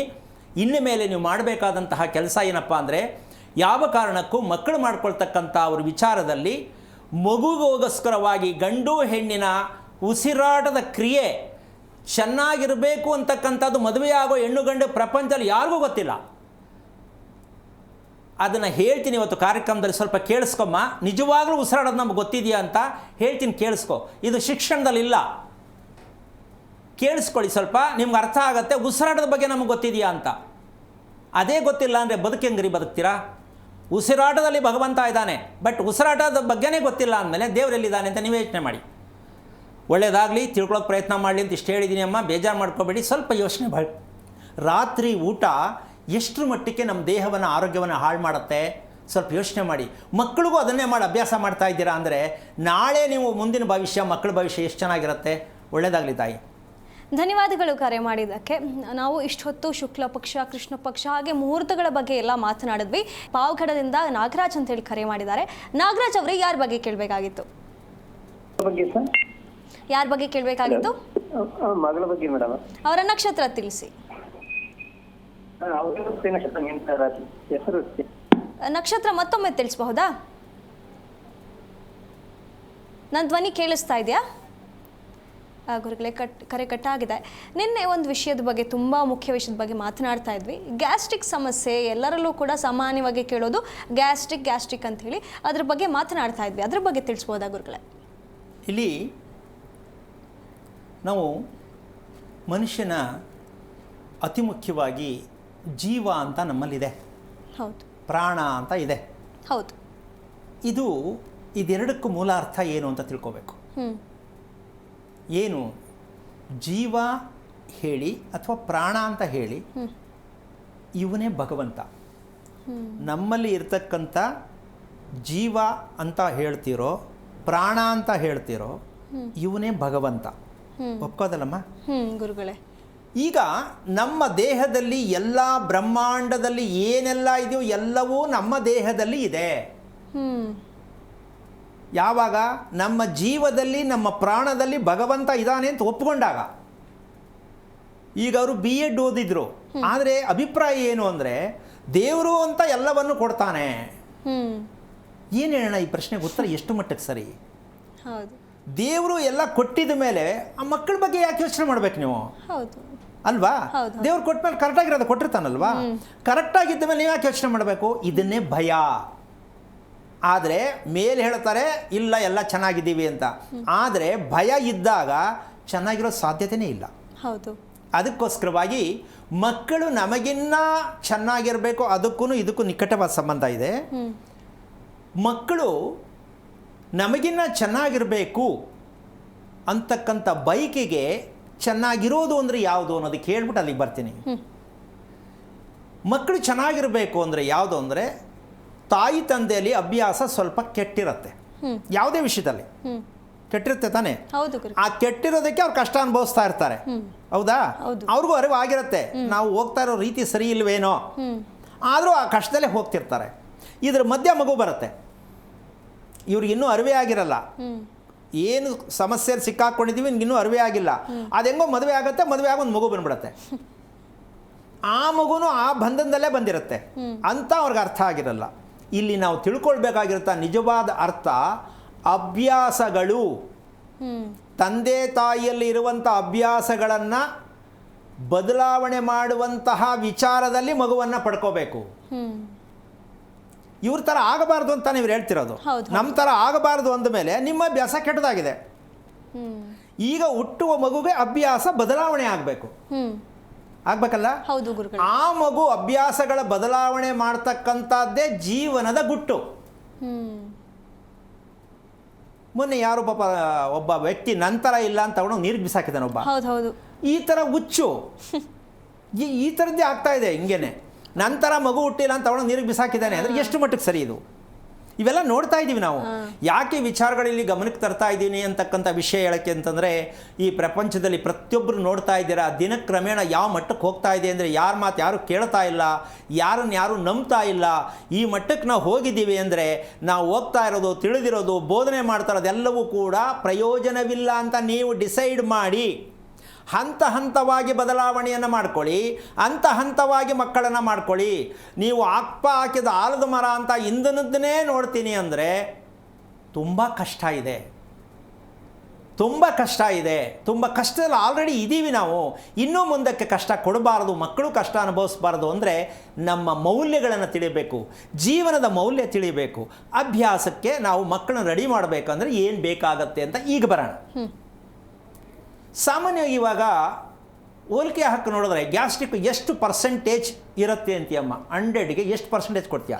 ಎಲ್ಲರ ಬಾಯಲು ಗುರುಗಳೇ ಒಂದು 80% ಅಂತೂ ಇವಾಗ ಎಲ್ಲರ ಬಾಯಲು ನಂಗೆ ಗ್ಯಾಸ್ಟ್ರಿಕ್ ನಾವು ಕೇಳೋದು ಸಾಮಾನ್ಯ ಆಗ್ಬಿಟ್ಟು ಮಗುನಲ್ಲೂ ಇರುತ್ತೆ. ಹೌದು. ಓಕೆ, ಈಗ ಇದಕ್ಕೆ ಕಾರಣ ಏನು? ಅದು ಕಾಯಿಲೆ ನಮ್ಮ ಅಪ್ಪನಿಗಿತ್ತು ನಮ್ಮ ಅಮ್ಮನಿಗಿತ್ತು ಅಂತ ಹೇಳ್ಕೊತಾರೋ ಏನೋ ನಂಗೆ ಗೊತ್ತಿಲ್ಲ, ಆದರೂ ಅಂತೂ ತಿಳ್ಕೊಬೇಕು ಅಲ್ವಾ? ಹೌದು ಗುರುಗಳೇ.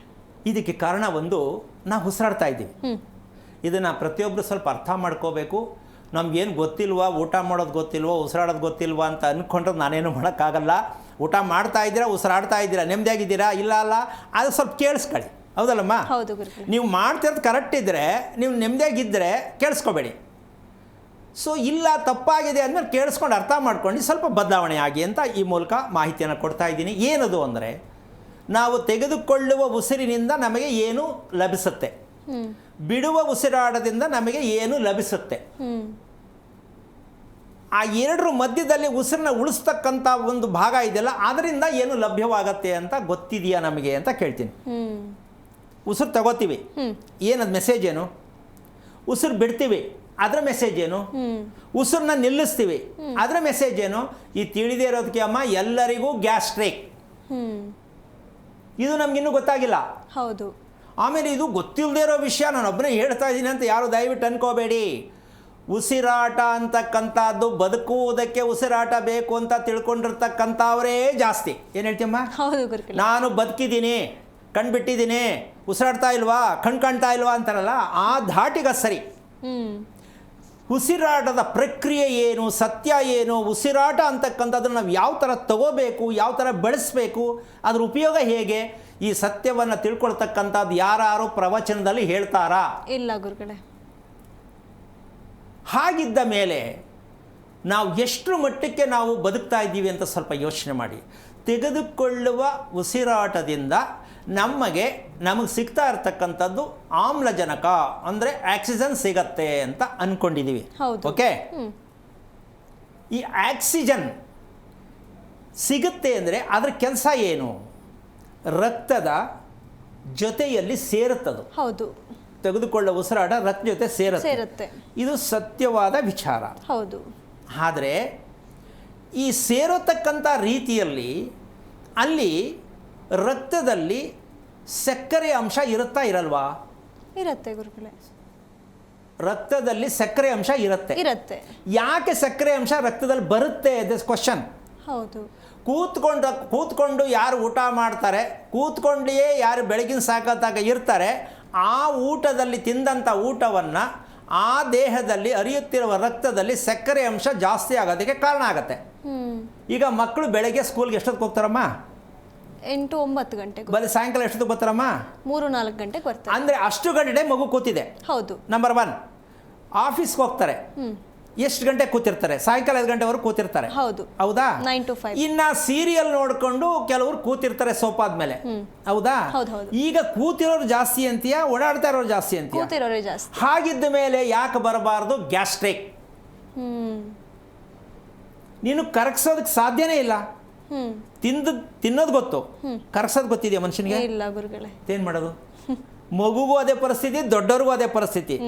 ಏನು ಬೇಕು ಅಚ್ಚುಕಟ್ಟಾಗಿ ತಿನ್ನೋಣ ಕಣಪ್ಪ, ಇವತ್ತು ಭಾನುವಾರ ತಿಂದಿದ್ದೆ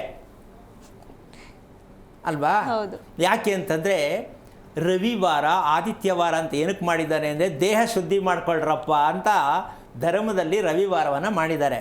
ನಾವು ಅವತ್ತೇ ಜಾಲಿ ಡೇ, ನಾಳೆ ಎಲ್ಲಪ್ಪ ಹೋಗೋದು, ಯಾವ ಹೋಟ್ಲು ಹೋಗೋಣ ಅರ್ಸ್ಕೋತಾರೆ. ಹೌದು. ದೇಹ ಶುದ್ಧಿ ಮಾಡ್ಕೊಳ್ಳೋ ದಿನ ನೀವು ಬೇಡದಿರೋದೆಲ್ಲ ನಿಮ್ಗೆ ಇಷ್ಟವಾದ್ದೆಲ್ಲ ಚೆನ್ನಾಗಿ ತಿನ್ಬಿಡ್ತೀರ. ಹೌದು. ಆಯಿತಾ? ಇನ್ನು ಸೋಮವಾರದ ಕತೆ ಕೇಳಬೇಕಾ? ಬೆಳಿಗ್ಗೆ ಅದು ಕಂಡುಬಿಡೋಕ್ಕೆ ಆಗಲ್ಲ. ಎಲ್ಲಿಗೆ ಹೋಗಲಿ, ಎಲ್ಲಿ ಮಲಗಿದ್ದೀನಿ, ಏನು ಮಾಡಲಿ ಅಂತ ಗೊತ್ತಾಗಲ್ಲ. ಹೌದು. ಈ ರೀತಿ ಮಾಡ್ಕೊಂಡು ಬಂದ ಮೇಲೆ ಗ್ಯಾಸ್ಟ್ರಿಕ್ ನಿಮಗೆ ಬರಲ್ಲ ಅಂದರೆ ಏನಪ್ಪ ಹೇಳ್ತೀರಾ? ಇದು ಅದನ್ನು ಬರ್ನ್ ಮಾಡಬೇಕು. ಯಾವುದನ್ನು? ಸಕ್ಕರೆ ಅಂಶವನ್ನು ಬರ್ನ್ ಮಾಡಬೇಕು. ರಕ್ತಕ್ಕೆ ಸೇರುವ ಸಕ್ಕರೆ ಅಂಶವನ್ನು ಬರ್ನ್ ಆಗಬೇಕು. ಆವಾಗ ಸಕ್ಕರೆ ಅಂಶ ಜಾಸ್ತಿ ಆಗಲ್ಲ. ಈಗ ಬರ್ನ್ ಮಾಡೋದಕ್ಕೆ ನಾವೇನು ಮಾಡಬೇಕು? ದಿನದಲ್ಲಿ ಒಬ್ಬ ವ್ಯಕ್ತಿ 2,500 ಉಸಿರಾಟವನ್ನು ಆಡ್ತಕ್ಕಂಥ ಕ್ರಮ ಇದೆ. ಒಂದು ದಿನದಲ್ಲಿ, ಮಾಮೂಲಿಯಾಗಿ ಹೇಳ್ತೇನೆ, ಒಂದು ದಿನಕ್ಕೆ 2,500 24 ಅಂತಕ್ಕಂಥ ಸಂಖ್ಯೆ ಇದೆಯಲ್ಲ, ಇದನ್ನು ಸ್ವಲ್ಪ ಗಮನಿಸ್ಕೋಬೇಕು. ಈ 24 ಅಂತಕ್ಕಂಥ ವಿಚಾರದಲ್ಲಿ ಈ 2,500 ಹೇಳಿದ್ದು ಯಾವುದು ಅಂದರೆ ನಮ್ಮ ಉಸಿರಾಟದ ನಿಜವಾದ ಉಸಿರಾಟ ಇದು.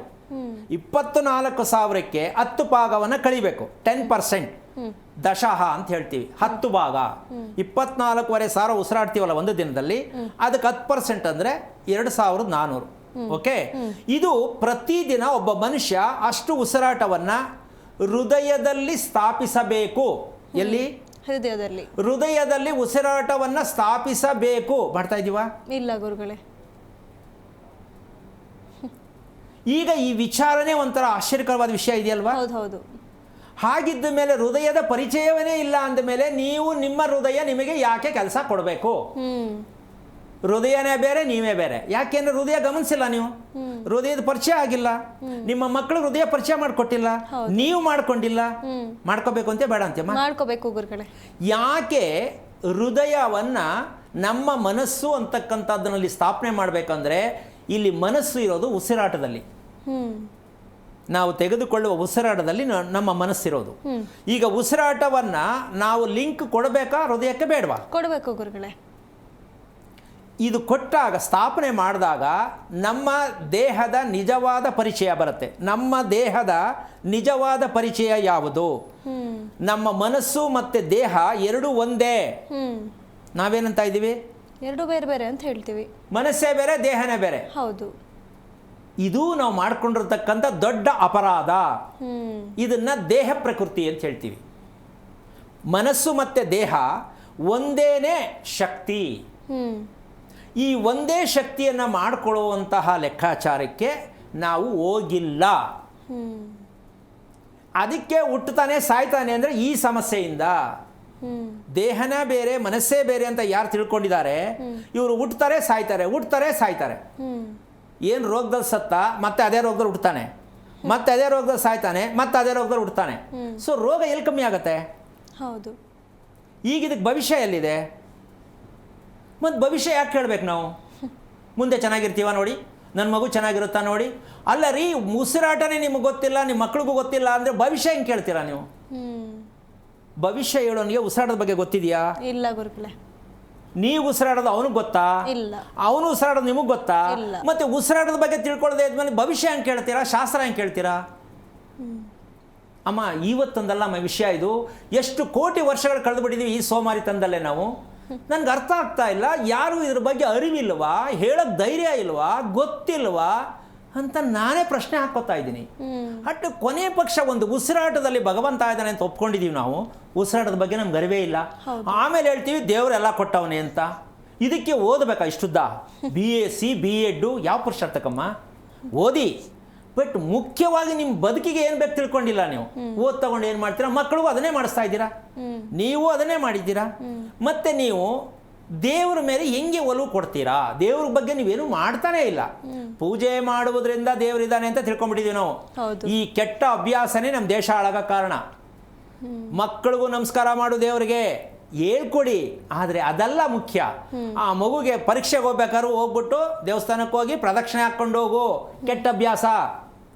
ಮಗುವಿಗೆ ಜ್ಞಾನಾರ್ಜನೆಯನ್ನು ಕಲಿಸಿ ಉಸಿರಾಟದ ಪ್ರಕ್ರಿಯೆಯನ್ನು ಕಲಿಸಿದಾಗ ಏನಕ್ಕೆ ಮಕ್ಕಳು ತಳ್ತೀರಾ ಅಲ್ಲಿಗೆ? ನಿಮಗೇನೋ ಗೊತ್ತಿಲ್ಲ ಹೋಗ್ತಾ ಇದ್ದೀರಾ, ಮತ್ತು ಮಕ್ಕಳನ್ನ ಅಲ್ಲೇ ತಳ್ತಾ ಇದ್ದೀರಾ. ಈಗ ಇದನ್ನು ಹೇಳಿದಾಗ ಏನನ್ಸುತ್ತೆ, ಇದೇನಪ್ಪ ಇವರು ತಪ್ಪಾಗಿ ಹೇಳ್ತಾ ಇದ್ದಾರೆ, ದೇವ್ರ ಪೂಜೆ ಮಾಡೋದು ತಪ್ಪ, ದೇವಸ್ಥಾನಕ್ಕೆ ಹೋಗೋದು ತಪ್ಪ.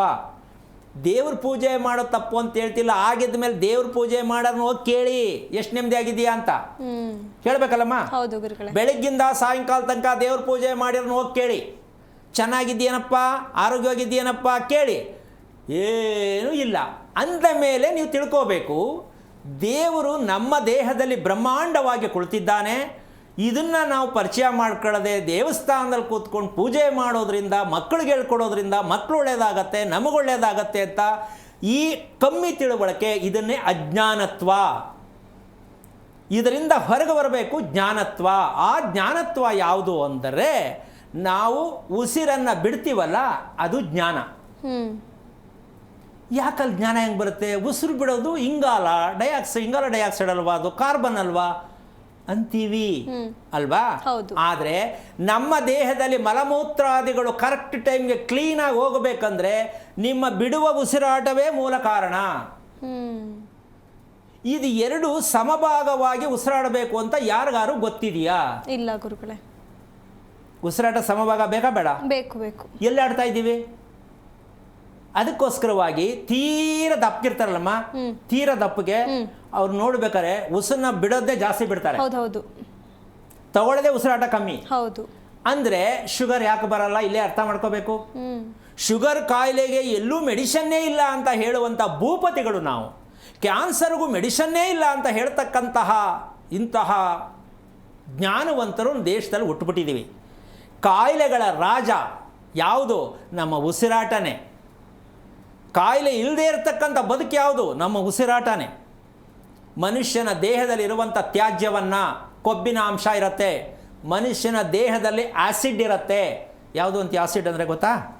ಮಾಂಸಾಹಾರವನ್ನು ರಾತ್ರಿ ಹೊತ್ತು ಬಳಸೋರು, ರಾತ್ರಿ ತಿಂದು ಬಳಸೋರು, ಮತ್ತು ಡ್ರಿಂಕ್ಸ್ ಮಾಡೋರು, ಇವರೆಲ್ಲ ಆಸಿಡ್ ಜಾಸ್ತಿ ಇರುತ್ತೆ ದೇಹದಲ್ಲಿ. ಏನಮ್ಮ ಆಗಬೇಕು ದೇಹ? ಅದಕ್ಕೆ ಕಣ್ಣೆಲ್ಲ ಕೆಂಪಗಾಗಿರುತ್ತೆ, ಅವ್ನು ಮಾತಾಡ್ಸೋಕ್ಕಾಗಲ್ಲ, ಟಚ್ ಮಾಡೋಕ್ಕಾಗಲ್ಲ, ಮೇಲೆ ಬೀಳ್ತಾರೆ. ಇದು ಮಗುನೂ ಹೌದು. ಯಾರು? ತಂದೆ ಜನ್ಮ ಕೊಟ್ಟ ಮಗುವಿಗೆ ಜನ್ಮ ಕೊಟ್ಟ ತಂದೆ ಆ ರಾತ್ರಿಯಲ್ಲಿ ಮಾಡಿದಂತಹ ಶೋಕಿ, ಅವನು ಬೇಜಾರಿಗೆ ಏನೋ ಇರ್ಬೋದು ಅಂತ ಇಟ್ಕೊಳ್ಳೋಣ, ಆ ಮಗುವಿಗೆ ಬರುತ್ತೆ. ಯಾಕೆ? ರಾತ್ರಿ ಉಸಿರಾಟ ಎಲ್ಲ ತುಂಬ ಕಷ್ಟಕರವಾದ ಉಸಿರಾಟ ಆಡ್ತಾರೆ. ಯಾಕೆ? ಮನುಷ್ಯ ನಿದ್ದೆಯನ್ನು ಮಾಡಬೇಕಾದ್ರೆ ಪವಿತ್ರವಾಗಿರ್ತಕ್ಕಂಥ ಸ್ಥಿತಿಯಲ್ಲಿ ನಾವು ನಿದ್ದೆ ಮಾಡಬೇಕು. ಡ್ರಿಂಕ್ಸ್ ಮಾಡಿಕೊಂಡು, ಮಾತ್ರೆ ತಿನ್ಕೊಂಡು, ಯೋಚನೆ ಮಾಡ್ಕೊಂಡು ಮಲ್ಕೊಂಡ್ರೆ ಅಮ್ಮ ಅದು ನಿಜವಾಗ್ಲೂ ಒಳ್ಳೆ ನಿದ್ದೆ ಅಲ್ಲ, ಅದು ರೋಗದ ನಿದ್ದೆ. ಮಾತ್ರೆ ತಿಂದು ನಿದ್ದೆ ಬರ್ಸ್ಕೊಳ್ಳೋದು, ಡ್ರಿಂಕ್ಸ್ ಮಾಡಿ ನಿದ್ದೆ ಬರ್ಸ್ಕೊಳ್ಳೋದು, ಯೋಚನೆ ಮಾಡ್ಕೊಂಡು ನಿದ್ದೆ ಬರ್ಸ್ಕೊಳ್ಳೋದು, ಇದು ಮನುಷ್ಯನ ನಿದ್ದೆ ಅಲ್ಲ. ಇದು ಈ ರೀತಿ ತಾಯಿನೋ ತಂದೆನೋ ನಿದ್ದೆ ಮಾಡಿದರೆ ಮಗು ಯಾವ ಮಟ್ಟಕ್ಕೆ ಹುಟ್ಟುತ್ತೆ ಸ್ವಲ್ಪ ಯೋಚನೆ ಮಾಡು. ಹೌದು ಗುರುಗಳೇ. ಈ ಮಗುನ ಹೆಂಗ್ ರಿಪೇರಿ ಮಾಡೋದು ಸ್ವಲ್ಪ ಯೋಚನೆ ಮಾಡು. ಕೆಲವು ಮಕ್ಕಳು ನಿದ್ದೆಯಲ್ಲಿ ಮಾತಾಡ್ತವೆ, ಅದು ಸಮಸ್ಯೆನೇ. ಯಾವುದಿದು? ಇವತ್ತೊಂದಲ್ಲ. ಕಾರಣ ಏನು ಅಂದರೆ ಮನಸ್ಸು ಜನ್ಮ ಜನ್ಮಾಂತರದ ಬಂದಿರೋದು. ಇದು ಮಗು ಹೊಸದು, ಮನಸ್ಸು ಹೊಸದಲ್ಲ. ಮಗು ಹೊಸದು, ಹೃದಯ ಹೊಸದಲ್ಲ. ಹೃದಯ ಮತ್ತು ಮೆದುಳು ಮಗುವಿನ ಹೊಸದಲ್ಲ, ಮಗು ಹೊಸದು ನೀವು ತಿಳ್ಕೊಂಡಿದ್ದೀರಾ. ಈಗ ಹುಟ್ಟೈತೆ ಪಾಪ ಮಗುಗೆ ಏನೂ ಗೊತ್ತಿಲ್ಲ, ಸರಿಯೇ. ಆದರೆ ಹೃದಯ ಮತ್ತು ಇರ್ತಕ್ಕಂತಹ ಮನಸ್ಸಿದೆಯಲ್ಲ, ಮೆದುಳು ಇದೆಯಲ್ಲ, ಇದು ವಂಶಸ್ಥರಿಂದ ಬಂದಿರತಕ್ಕಂಥ ಒಂದು ದೊಡ್ಡ ಗಿಫ್ಟ್ ಇದು. ಈಗ ಅದನ್ನು ಬದಲಾವಣೆ ಮಾಡಬೇಕು ಅಂತ ಬೇಡ ಅಂತ್ಯ ಮಾಡಬೇಕು ಗುರುಗಳೇ. ಇದೇ ಅಮ್ಮ ಇವತ್ತಿನ ಸತ್ಯವಾದ ಸಂಗತಿ. ಏನಂದರೆ, ಏನಕ್ಕೆ ನಾವು ಮಗುವಿನ ಜನನದ ಗುಟ್ಟನ್ನು ತಿಳಿಬೇಕು ಅಂದರೆ, ಮಗುವಿನ ಅಭ್ಯಾಸವನ್ನು, ತಂದೆ ತಾಯಿಯಲ್ಲಿ ವಂಶದಲ್ಲಿ ಬಂದಿರತಕ್ಕಂತಹ ಅಭ್ಯಾಸಗಳನ್ನು ಬದಲಾವಣೆ ಮಾಡ್ತಕ್ಕಂತಹ ಒಂದು ಪ್ರಕ್ರಿಯೆ ಪ್ರತಿ ಮಗುವಿನಲ್ಲಿ ಇರಲೇಬೇಕು, ಆಗಲೇಬೇಕು. ಇದೆಲ್ಲ ನಾವು ತಿಳ್ಕೊಳ್ತಕ್ಕಂಥ ಮಟ್ಟಕ್ಕೆ ಹೋಗಬೇಕಾದ್ರೆ ನಮ್ಮ ಉಸಿರಾಟದ ಪ್ರಕ್ರಿಯೆಯನ್ನು ತಿಳ್ಕೊಳ್ಳೇಬೇಕು. ಉಸಿರಾಟ ಸರಿಯಾಗಿ ಯಾಕಿಲ್ಲ ಅಂತಕ್ಕಂಥದ್ದು ಇಲ್ಲಿ ಪ್ರಶ್ನೆ ಬರುತ್ತೆ. ಎಲ್ಲರಿಗೂ ಉಸಿರಾಟ ಸರಿಯಾಗಿ ಇಲ್ಲ. ಕಾರಣ ವಿಸರ್ಜನೆ ಸೂಕ್ತವಿಲ್ಲ, ಜೀರ್ಣಕ್ರಿಯೆ ಸೂಕ್ತವಿಲ್ಲ. ಇದೆರಡೂ ಸರಿಯಾಗಿಲ್ಲದಾಗ ಉಸಿರಾಟದ ಪ್ರಕ್ರಿಯೆ ಯಾವ ಕಾರಣಕ್ಕೂ ಮೂಗು ಕಟ್ಕೊಳ್ಳುತ್ತೆ. ಇನ್ಫೆಕ್ಷನ್ ಅನ್ಕೋತಿರೋ, ವೆದರ್ ಅನ್ಕೋತಿರೋ, ತಿಂದಿದ್ದು ಅನ್ಕೋತಿರೋ, ಇದೆಯಲ್ಲ ಇದು ಇನ್ಫೆಕ್ಷನ್ ಅಂತ ಹೇಳ್ತಕ್ಕಂಥ ಪದ ಇದೆಯಲ್ಲ, ಈ ಪದದ ಮೂಲ ನಿಮ್ಮ ದೇಹದಲ್ಲಿರ್ತಕ್ಕಂಥ ಮಲಮೂತ್ರಾದಿಗಳು ವಿಸರ್ಜನೆ ಕ್ರಿಯೆ ಚೆನ್ನಾಗಿಲ್ಲದ ಕಾರಣ ನಿಮ್ಮ ಉಸಿರಾಟದ ಪ್ರಕ್ರಿಯೆ ಚೆನ್ನಾಗಿಲ್ಲ. ಆದ ಕಾರಣ ದೇಹದಲ್ಲಿರ್ತಕ್ಕಂಥ ಆಸಿಡ್ ಮತ್ತು ಸಕ್ಕರೆ ಅಂಶವನ್ನು ಪ್ರತಿ ದೇಹದಲ್ಲಿರ್ತಕ್ಕಂಥ ತೆಗಿಬೇಕಾ ಬೇಡವಾ? ತೆಗಿಬೇಕು. ಹಾಗಿರಬೇಕಾದ್ರೆ ಏನು ಮಾಡಬೇಕಾಗಿತ್ತು ಅಂತ ಅನ್ಕೋತಿರಲ್ವಾ, ಆ ಏನು ಮಾಡಬೇಕಾಗಿತ್ತು ಅಂತ ಅಂದರೆ ಇನ್ನೊಂದು ಸಂದರ್ಭದಲ್ಲಿ ಹೇಳೋದಕ್ಕೆ ಪ್ರಯತ್ನ ಮಾಡ್ತೀನಿ. ಕಾರಣ ಇಷ್ಟೇ, ಗುಟ್ಟು ಅಂತಕ್ಕಂಥದ್ದು ಭಗವಂತ, ಗುಟ್ಟಿನ ಮೂಲ ಭಗವಂತನೇ. ನಮ್ಮ ಜೀವನ ಗುಟ್ಟೆ. ಸಾವು ಅಂತಕ್ಕಂಥದ್ದು ವಿಚಾರಕ್ಕೆ ಇನ್ನೊಮ್ಮೆ ಹೇಳಿಕೊಡ್ತೀನಿ. ಅದನ್ನೂ ದೇವರೇ ಕೊಡೋದು ಅಂತ ಹೇಳ್ತಿರಲ್ಲ, ಆ ನಿಜವಾದ ಸಾವು ಯಾವುದು ಅಂತಕ್ಕಂಥ ವಿಚಾರವನ್ನು ತಿಳ್ಕೊಂಡಾಗ ನಾವು ನಿಜಕ್ಕೂ ತುಂಬ ಅನ್ಯಾಯದಲ್ಲಿ ಬದುಕ್ತಾ ಇದ್ದೀವಿ ಅಂತ ನಿಮ್ಗೆ ಅರ್ಥ ಆಗತ್ತೆ. ಇನ್ನು ಮುಂದೆ ಪ್ರತಿಯೊಬ್ಬರು ಅರ್ಥ ಮಾಡ್ಕೊಳ್ಳಿ. ನನ್ನ ಮೂಲಕವಾಗಿ ಅರ್ಥ ಮಾಡ್ಕೊಳ್ಳಿ ಅಂತ ಹೇಳ್ತಾ ಇಲ್ಲ. ಹುಟ್ಟು ಸಾವು ನಮ್ಮ ಕೈಯಲ್ಲಿ ಭಗವಂತ ಕೊಟ್ಟು ಕಳಿಸಿದ್ದಾನೆ. ಒಪ್ಕೋಬೋದೇನಮ್ಮ? ಹೌದು ಗುರುಗಳೇ. ನಮ್ಮ ಕೈಯಲ್ಲೇ ಕೊಟ್ಟಿದ್ದಾನೆ, ಬೀಗ ಎಷ್ಟಲು ಎರಡೂ. ಅದನ್ನು ಭಗವಂತನ ಮೇಲೆ ನೀವು ವಾಲ್ಕೊಂಡು ಸುಳ್ಳು ಹೇಳ್ಕೊಂಡು ಬದುಕಬೇಡಿ. ನಿಮ್ಮ ಜವಾಬ್ದಾರಿಯುತವಾದ ಒಂದು ಜೀವನ ಬೇಕು. ನಿಮ್ಮ ಮಕ್ಕಳನ್ನು ಬದಲಾವಣೆ ಆಗಬೇಕು. ಯಾವುದು? ಅಭ್ಯಾಸಗಳು. ಎಷ್ಟೋ ಮಕ್ಕಳಿಗೆ ಕೃಷ್ಣ ಪಕ್ಷದವರು ಅಂತ ಇವತ್ತು ಹೇಳಿದೆ ನಾನು.